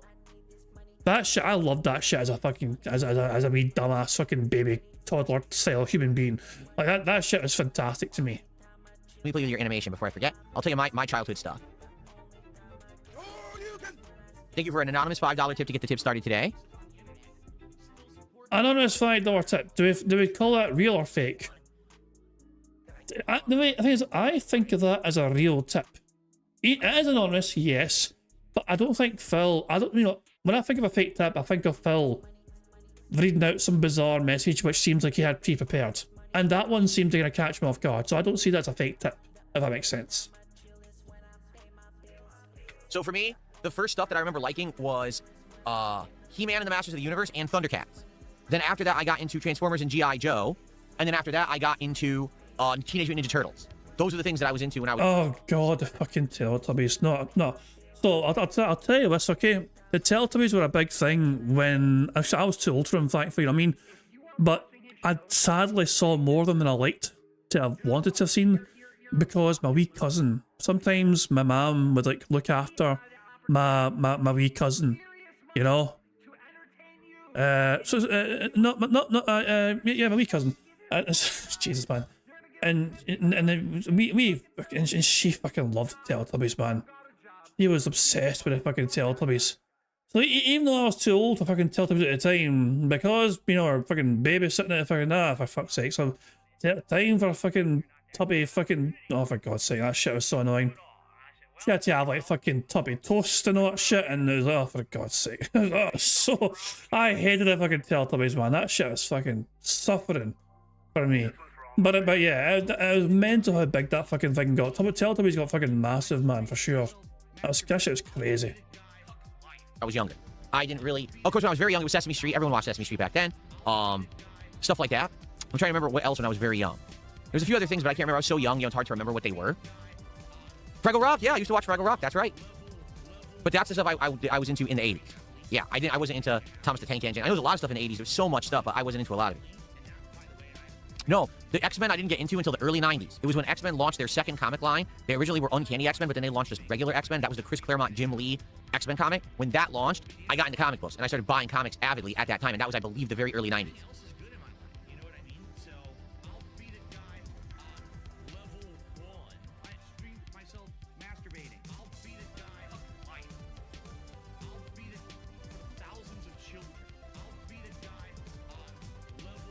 Yeah. I did not see X-Men 97. No, I didn't.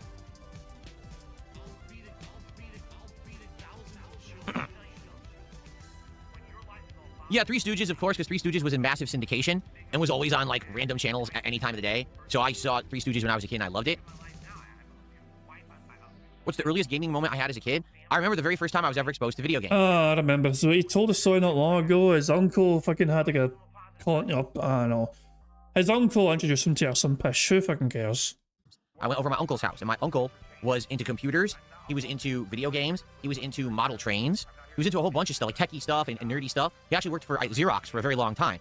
And so I remember going over his house for a holiday, and he showed me his computer, and he turned it on. He wanted to show me a game, and it was like wireframe. I remember one of it was a tank game that was all wireframe tanks shooting each other, and another was like a flight sim game where it was like a biplane flying. And I'd never seen anything like that before. What the hell is this? He's like, this is a video game. So he gave me my original video game console, which was Pong, which was just a thing you plug into your TV, and it was just Pong, and that's it. And then I liked it, and then he ended up giving me his Atari 7800 with both Atari 26... was it 2600?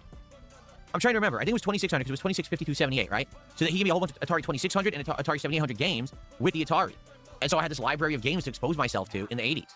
And I played those for a very, very long time. I actually got Nintendo late.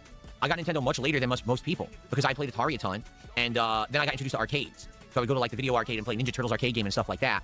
But I didn't know or really play home video games of any more advanced, kind until like almost the 2000s. If I remember correctly, it was around the early, not the 2000s, excuse me, the 90s. I think it was the very early 90s. I went over my godfather's house, and during a holiday there, he had bought a Nintendo Entertainment System for his daughters, 3 daughters, my second cousins.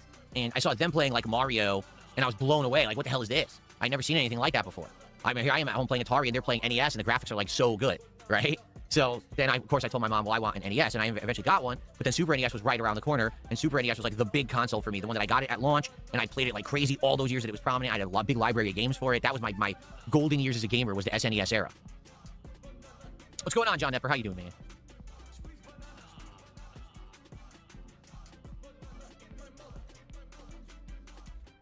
Yeah, Battlezone. That's what the tank game was called, Battlezone. Yep, you're right. That was the wireframe tank game, Battlezone.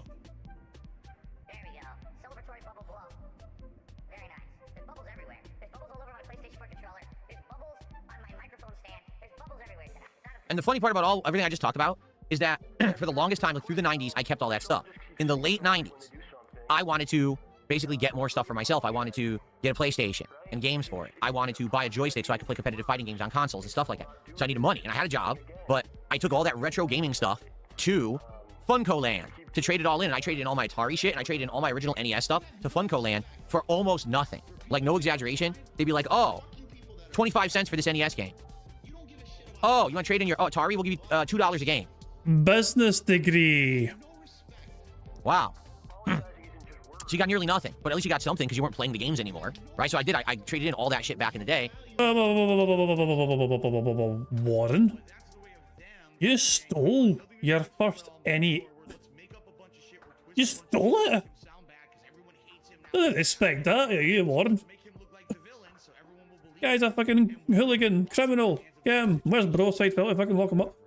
You stole your first Nintendo Entertainment System. Jesus, man. And that's why I don't have any of my original collection anymore.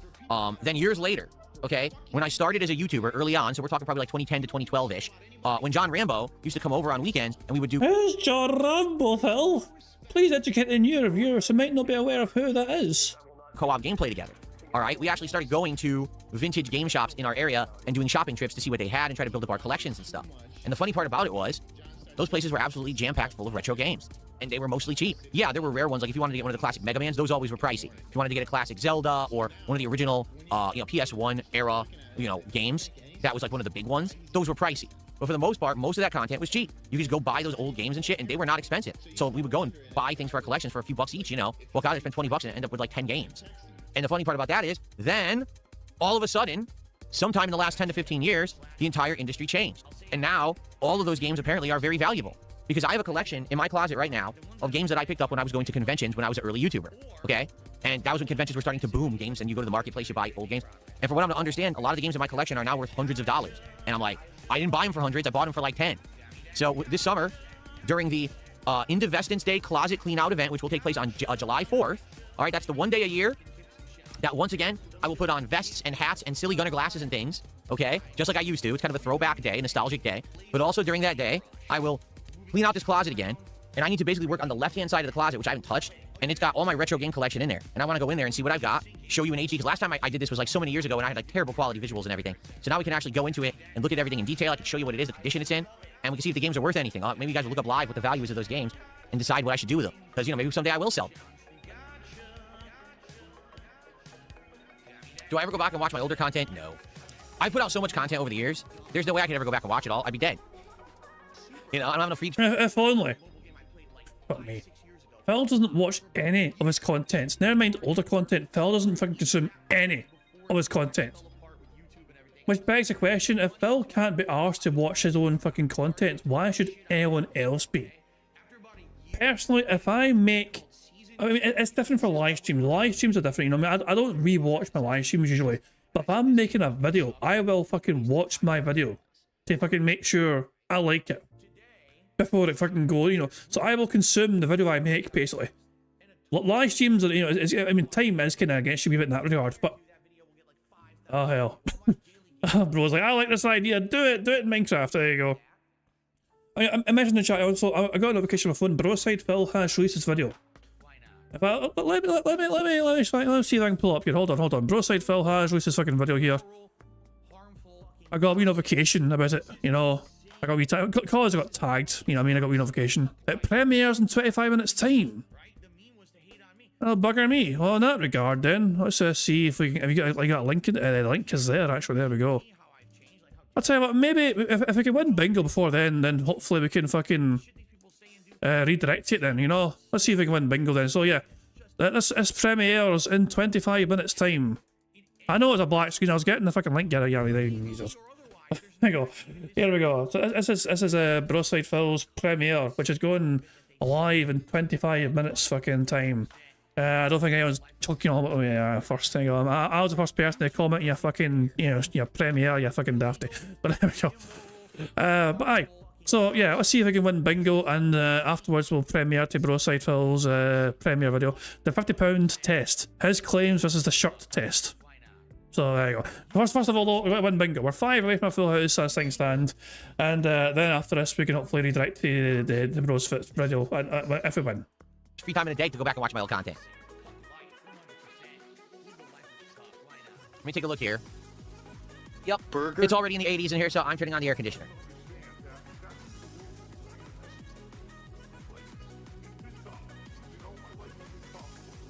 I might have to close the door too, but then of course, Jasper Kitty might be sad if he wants to come back in here later.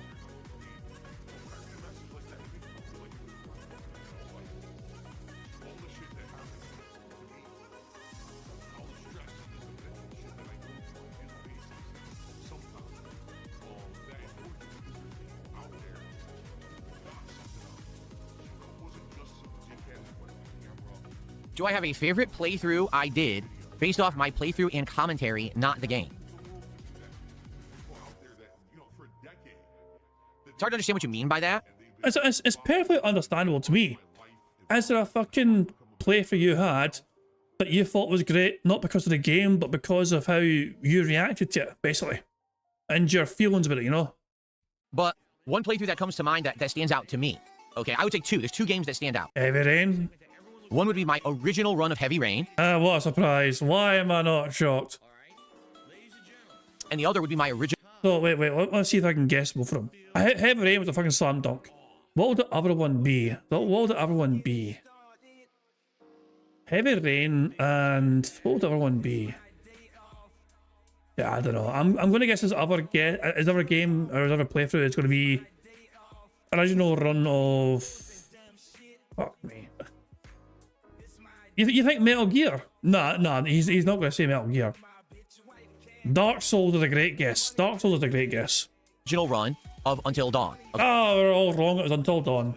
Okay, reason being, they were unique games, that they were narrative-based games. One was a murder mystery, and one was a horror B-movie style, right? And the thing I really liked about those is that as you played through them, it felt like you were part of the story. Like you were guiding the characters, you were controlling the narrative through your choices, and I didn't know the plot. So when I played those games, it was a genuine first experience, first exposure to what was going on, and I felt like it was cool to be a part of that experience with an audience. Like, those games are enjoyable to play them for yourself for the first time, if you're not spoiled, but to have that with an audience and to interactively be talking with everyone every day about, hey, so who do you think's the killer today, and here's what I tried to figure out, and blah, blah, blah, right? Or with Until Dawn, that was just funny, because, again, it was like enjoying a horror movie with a live audience, as if we were in the theater together watching it, and being able to comment and razz the characters and say over-the-top silly stuff to lighten the mood. I thought that was great. And here's the thing, if you really think about those games at face value, is there anything super special about Heavy Rain? It's a narrative-based game with some silly elements, and it is a murder mystery, so it's kind of a cliffhanger-style game when you're trying to figure out who's going to live and die. Like Saw-like elements to it, right? But is it really that special? Not really. At the time, there was other companies that were also making narrative-based games, so they weren't the only company doing it. But I felt like at that point in time, for me to do one that was a mystery like that, and to be talking through the mystery about who I thought was the killer and stuff like that every day was actually kind of unique. With Until Dawn, I love the fact that it was like, again, experiencing a horror movie with a friend or a group of friends in the theater and razzing the movie while you were experiencing it live together. You lonely, friendless fuck. It wasn't that the game was super outstanding or anything. Maybe the one thing you say about Until Dawn is the graphics were really good at the time, like photorealistic capture of the characters. But outside of that, there's nothing special about it. You know what I mean? So there you go.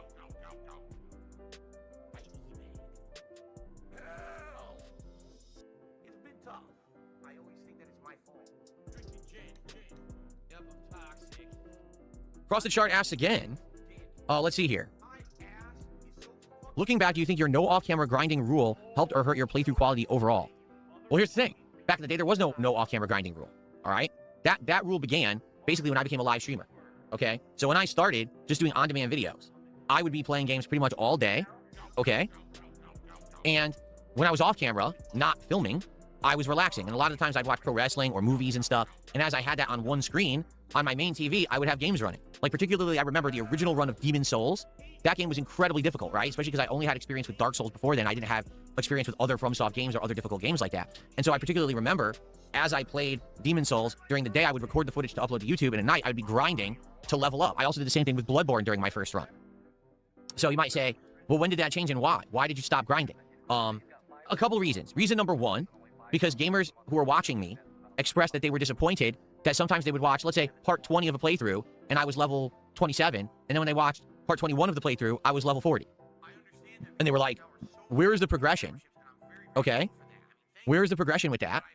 Because we didn't get to see it, so it's kind of like a cheat code. You know, we didn't get to see your hard-earned work to get you from level 27 to 40.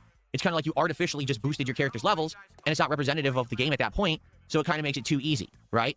Other people were like, well, you should just be filming every moment of the content that you put out. We don't want to see things or miss out on things. I'm like, yeah, but you don't understand. I was just sitting there grinding, doing something else when I did it. It wasn't like I was commentating. It wasn't like it was fun. It was just busy work, right? So the reason I did it was very simple, because I wanted the playthroughs to go smoothly. I felt like if the playthrough ended up being way too long because I got stuck on a part, that people wouldn't enjoy it, that people would much rather see me keep making progress every time I played, rather than, say, hitting the wall and not being able to make progress in a game. Like, imagine if I was playing Bloodborne my first run, and I was legit stuck on a boss for like 7 hours, and I couldn't kill the boss, but that boss was necessary to kill the rest of the game. Who's going to sit there and watch 7 hours of videos of me fighting one boss? Nobody, right? No one wants to see that shit. But hey, if I artificially grinded overnight and got boosted levels, then I could beat that boss the next day, no problem, and we can continue on with the playthrough, and I can keep giving you the new content that you were craving to see. But ultimately, I stopped doing it because people were upset that it was kind of cheating, but also because when I became a live streamer, basically I had a set schedule of the gameplay that I was doing. And so it was going to be a day stream and a night stream. That's how I've done it the entire time, right? And they're usually different games, and they're set times, like watching live TV pretty much, or a sports event. You know when it's going to take place, where it's taking place, what's taking place at that event. You want to be there for it live, right? Well, grinding in games doesn't fit into that formula. You know what I mean? Like now, it used to be so simple.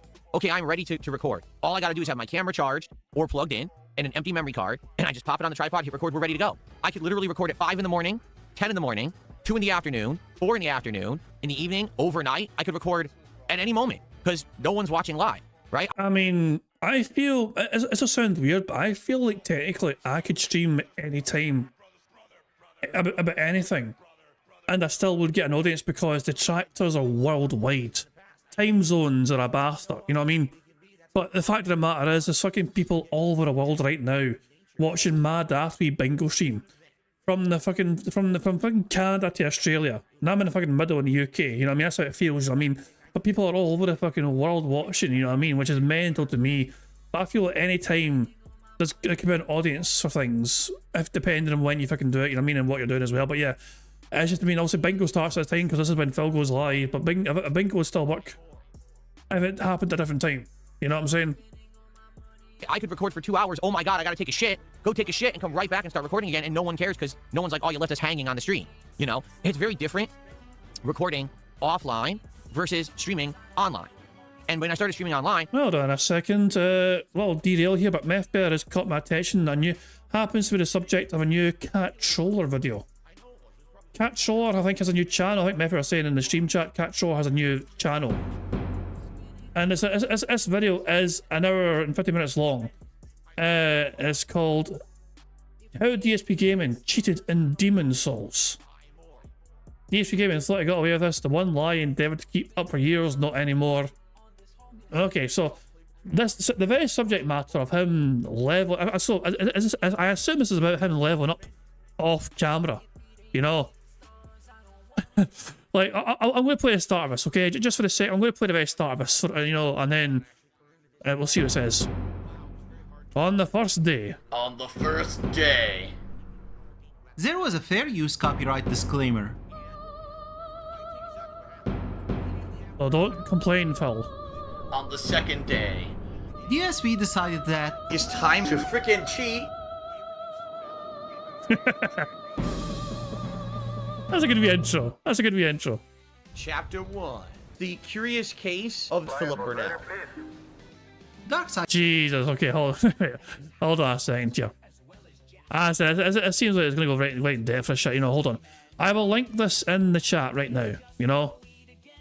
It definitely seems like it's worth a watch, for sure, you know what I mean? But I don't want to derail too badly, you know what I mean? But yeah.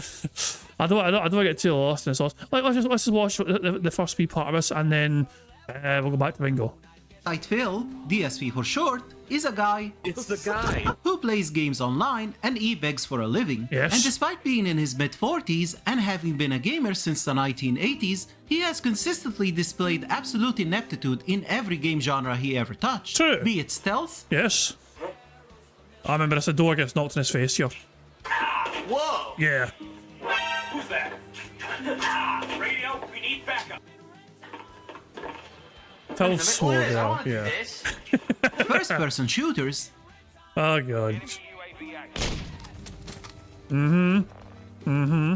Right. Because you can easily shoot someone with a sniper rifle from point-blank range like that. Did you know that? Did you know that's how it works? Did you? Platformer games. Ha ha ha, defeat the Zerg tried to get a token. How? Ah! No! No! How do... What the... What? I fused through the tree! Oh! Basically, he's a very bad fucking game player. Yeah, okay, we'll leave it at that. I'm going to leave it there. As I said, the link to this video is in the chat if you guys want to check it out later on. I'm definitely going to watch that later on for sure. Let's get back to the bingo for now, but thank you, Meppia, for bringing my attention to that. It seems... I mean, I'm just interested in looking at the video and seeing how they expose DSP's Dark Souls cheating lies. There's all these new factors involved. There's the setup of the stream. There's scheduling what you're doing during the stream. There's interacting with the audience and doing shoutouts and talking and interact like we're doing right now, hanging out. These are all things that take up time that you never, ever would be doing that. You never would be doing that with an offline video. So it's just more time consuming because of the level of interactivity and social interaction and stuff you have on a live stream than when you're just recording offline. So technically, I had time to grind and do things offline. When I'm live streaming, it actually takes up most of my day. And again, let's factor in another factor here as well. I'm now happily married and I have a personal life outside of the streams, right? When I used to... Of course you are. Grind offline for playthroughs, it's because I had nothing else going on. I was single, I didn't have anything else to do but sit around on my ass, drinking alcohol, watching wrestling, and grinding in a video game. Today, I'm happily married, and when I'm done and I'm off stream, I'm off stream. I'm not playing games, I'm not thinking about games, I'm not doing anything gaming related. Instead, I'm spending time with my wife. We're doing things that are completely unrelated because I don't want my whole life to be games, because then games would be boring. Okay? So, it's very different. Now, I have a very busy, full life, and I don't have time to sit around grinding in video games anymore. So that's kind of how the policy started was, hey, I got nothing to do. I'm a bachelor. I'm sitting around with more time on my hands than I can handle. So I'll grind in these games offline to make the playthroughs more smooth when I start recording tomorrow. But then eventually I became a live streamer. I met my wife. I got a life. And I'm like, well, no point in doing that anymore, right? I'm not doing it. Why don't you back it up with a source? My source is that I made it the fuck up. It anymore. So that's why.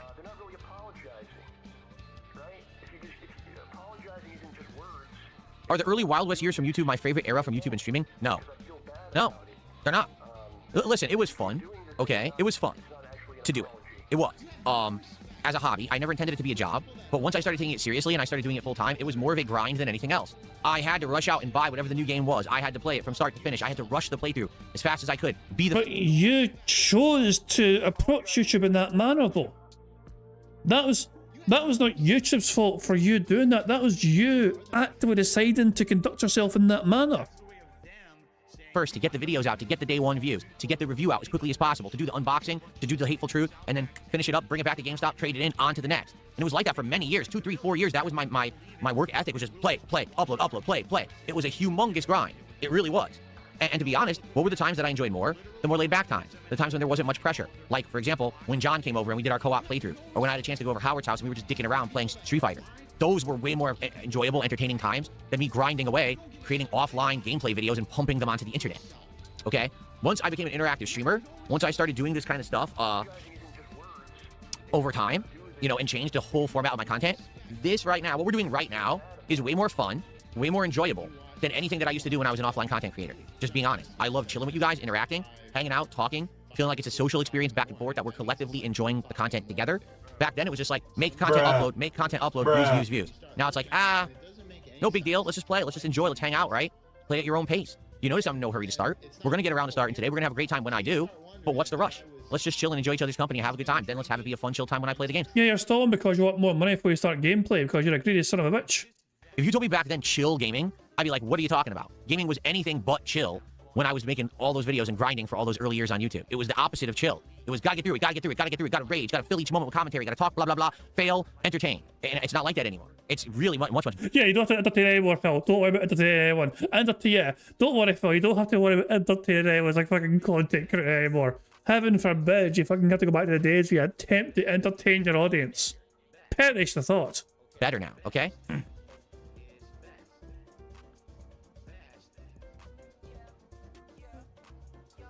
Okay. How would I feel if I didn't eat breakfast today? Probably starving and lightheaded. Because I don't eat that much. Like, after I eat my dinner, and my dinner is at early dinner, I usually eat dinner around 4:30 p.m., okay? You don't eat that much. You have, like, some, like, breakfast burrito type thing. Then you have a big fucking meal before your night stream. And after your night stream, you also stuff your face with something. After that is a coffee. Usually before bed, I'll have a light snack of, like, protein chips or a protein bar or something like that. Or pizza. And that's it. Then I don't eat again until the morning. That breakfast sandwich that I have. So that's a long time to go with. Well, it's like you're basically you're eating 3 meals a day. You're basically having a breakfast, you're having a dinner, and you're having like some sort of supper. You're basically eating 3 meals a fucking day, which is quite a decent amount. Which is, it's kind of normal, I guess. Breakfast, lunch, and dinner is normal for most people. But I was like, I don't eat too much. Motherfucker, who are you kidding? Without food, you're talking like a 12-hour fast. If I didn't eat in the morning, I likely would feel very, very lightheaded here because I'd have nothing in my body. My body would be starving.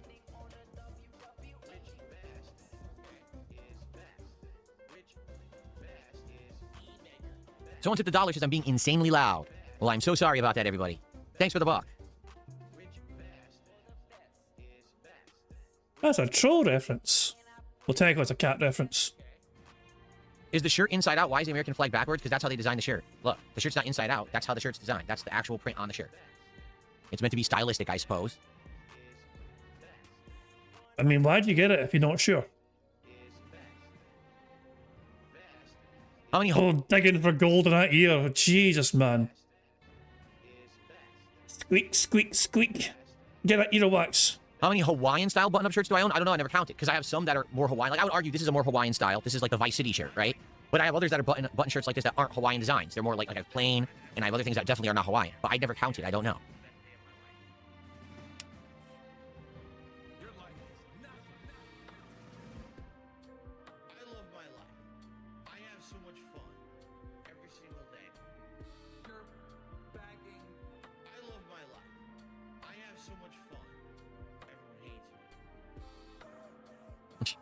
Let's see.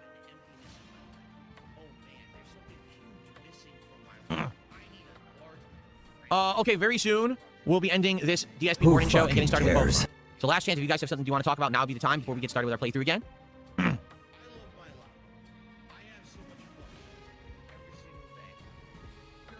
should be wearing the Hawaiian shirt without an undershirt because I'm jacked now. I very well could, but I don't really care to. I think it's more comfortable to have a t-shirt and a shirt like this if I feel like I could take this off and just wear the t-shirt. See, look how nice this is. Jesus Christ. See? Now I can relax and just be in a t-shirt if I choose. I like having that flexibility.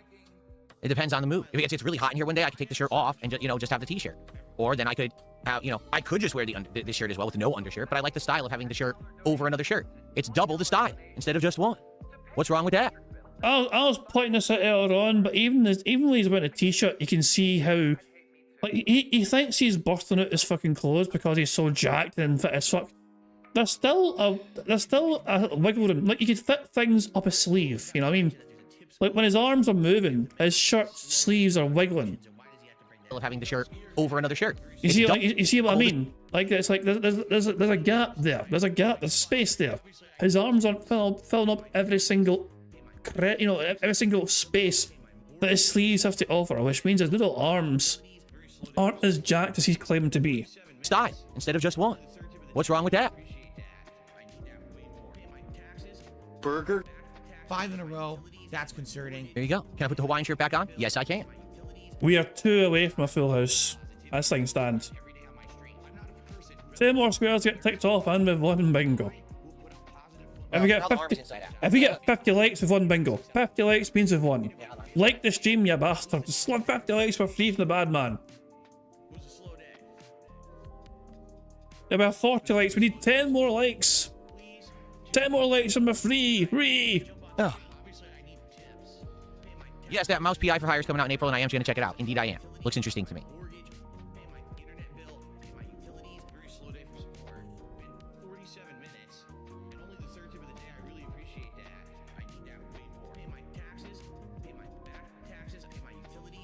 Yes, I'm wearing a swimsuit, correct. No, I'm wearing nice shorts. No, I'm broadcasting at 60 frames. It's that sometimes the camera doesn't do 60 frames. I don't know why. It kind of cuts in and out. It is doing 60 for me right now, like my hand is 60 frames. But sometimes then, when it cuts back, it's not. I don't know. I don't understand it. It's supposed to be 60 frames right now, but sometimes it does 30. It's weird. It fluctuates. But it definitely says I'm doing 60. Let me double check it.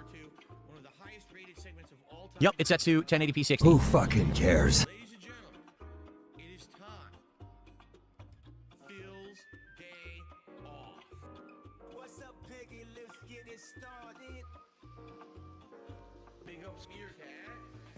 Trying to check it here. Let's see. Here we go. This is considered the webcam scene. Yep, and... Boo! Yeah, match output FPS, so it should be matching the 60. I just told it to do 60, manually. Okay. Looks the same. Didn't change anything. It's just PC shit. Sometimes it works beautifully and it's beautiful 60 frames. Sometimes, right now it looks 60. Yeah, see, now it looks 60 again. Sometimes it's lighting too. Sometimes the lighting affects it. Someone tipped $3. Is why are videos of people getting jump scared popular on YouTube today? I don't know. I was not aware of that trend. Is that true that there's a new trend that people are getting jump scared and it's funny on YouTube or something? I wasn't aware of that. Beaver Bother, thanks for the $1.50 tip. I don't know why LTG says the things he says, nor do I understand his lingo because it's all made up. He made it up himself. Most of it, it's very weird stuff. Very bizarre. He like invite. Dad, treat us like a fucking fake tip. Somebody gave him a fake tip. Well, somebody apparently tipped him about LTG, and it's led Phil to have a rant about LTG. I'm inclined to think this is fake. Because Phil loves having a fucking reason to fucking have a go at LTG. He invented his own dialect. It's very odd. Okay. I think we've won bingo. So we ticked off fake tip. We have 5 free spaces now. We've won bingo. Burger. There we go. Victorious in bingo. Burger. Full house. Oh boy. How exciting.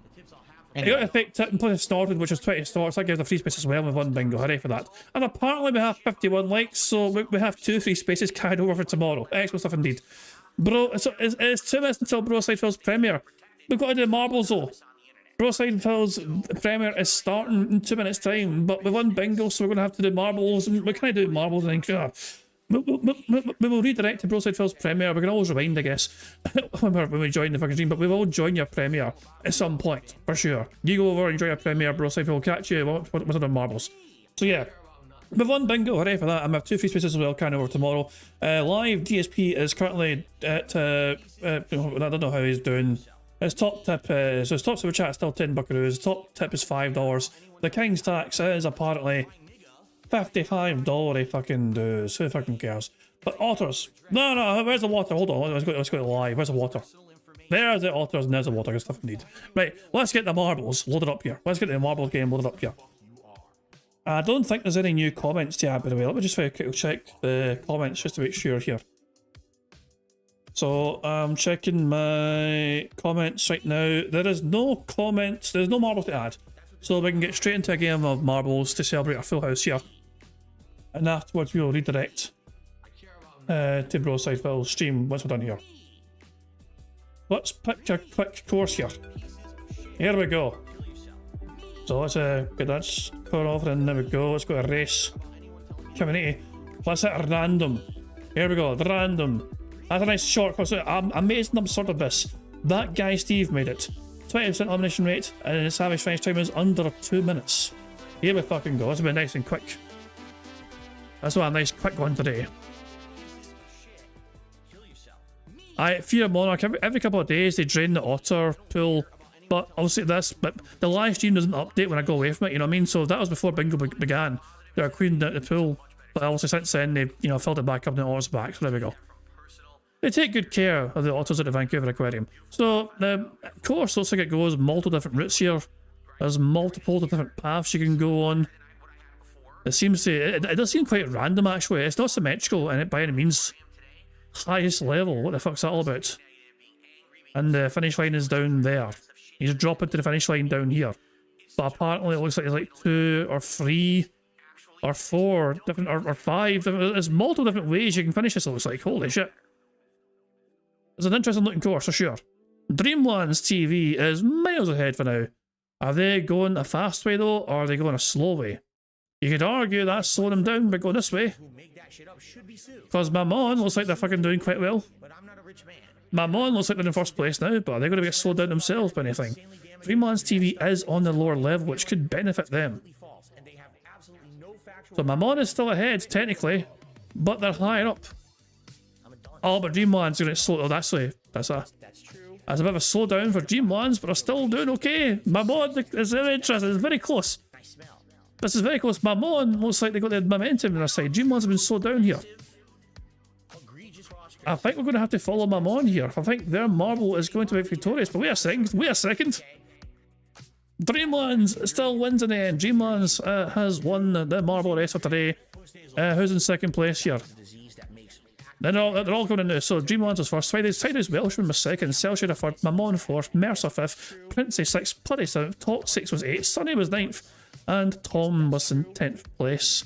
So there we go. A bit of a straightforward race today. Pretty. Dreamlands had an early start and just fucking held on to that fucking as long as they could. You know, there was no real competing with them. And all these other marbles are coming across the finish line now. Don't know if every marble will finish here. I imagine the fire might consume them all. But Dreamlands TV was victorious for today. These last few marbles are coming through. There's Gru, there's Bryony, there's Darkside Ranter. Captain Murphy there is trying to get to the finish here. They should get there okay. Sure, they should get there as well. Woods and so Ullapops has perished. They got burned by the fire, I think. And I feel like these marbles, Ronan, Zarnok, and Event for Life are probably going to get perished. Yeah, they're going to get fried as well. So there we go. Well done. Tidus Welshman, I mean, it was a good. I mean, Tidus Welshman done well to try and catch up, you know what I mean? But Dreamlands had a fucking huge lead. So there we go.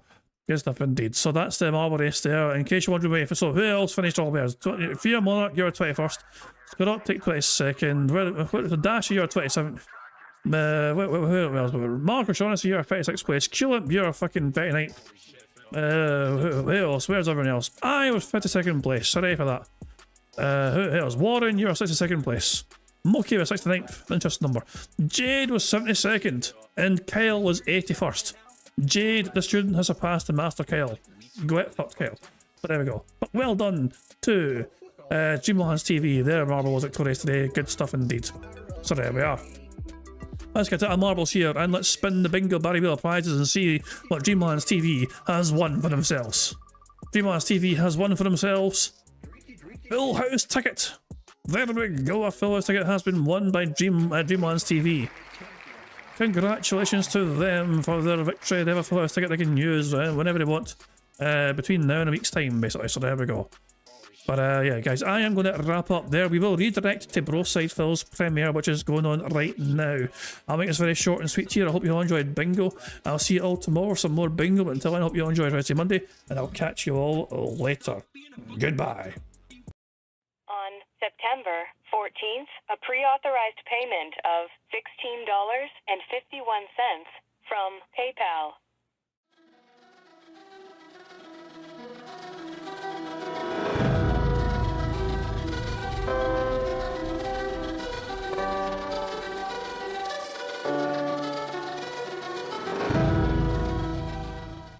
All right, Luna Mills has tipped me $1.30.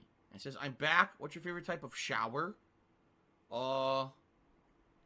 When you're showered in money. When you go outside, all of a sudden, greenbacks start falling from the sky, and you raise your face up. You're like, oh, you start dancing. You go, oh, money, money, yeah, yeah. All right, I don't know what the hell you're talking about, but thank you for the first tip of the day.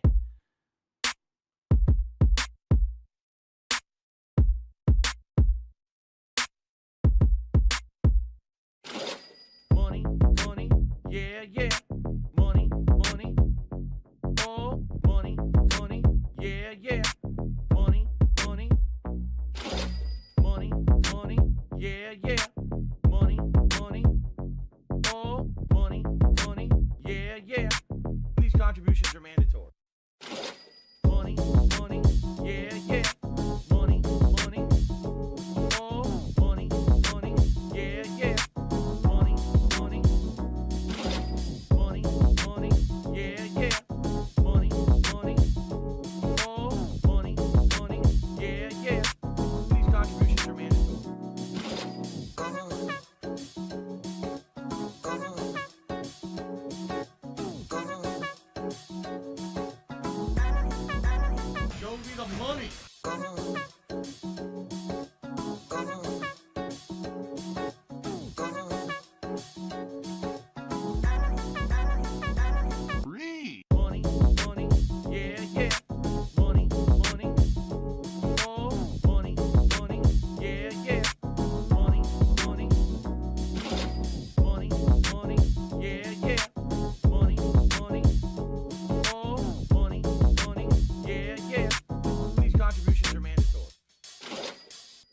it's gone. Just gone like that.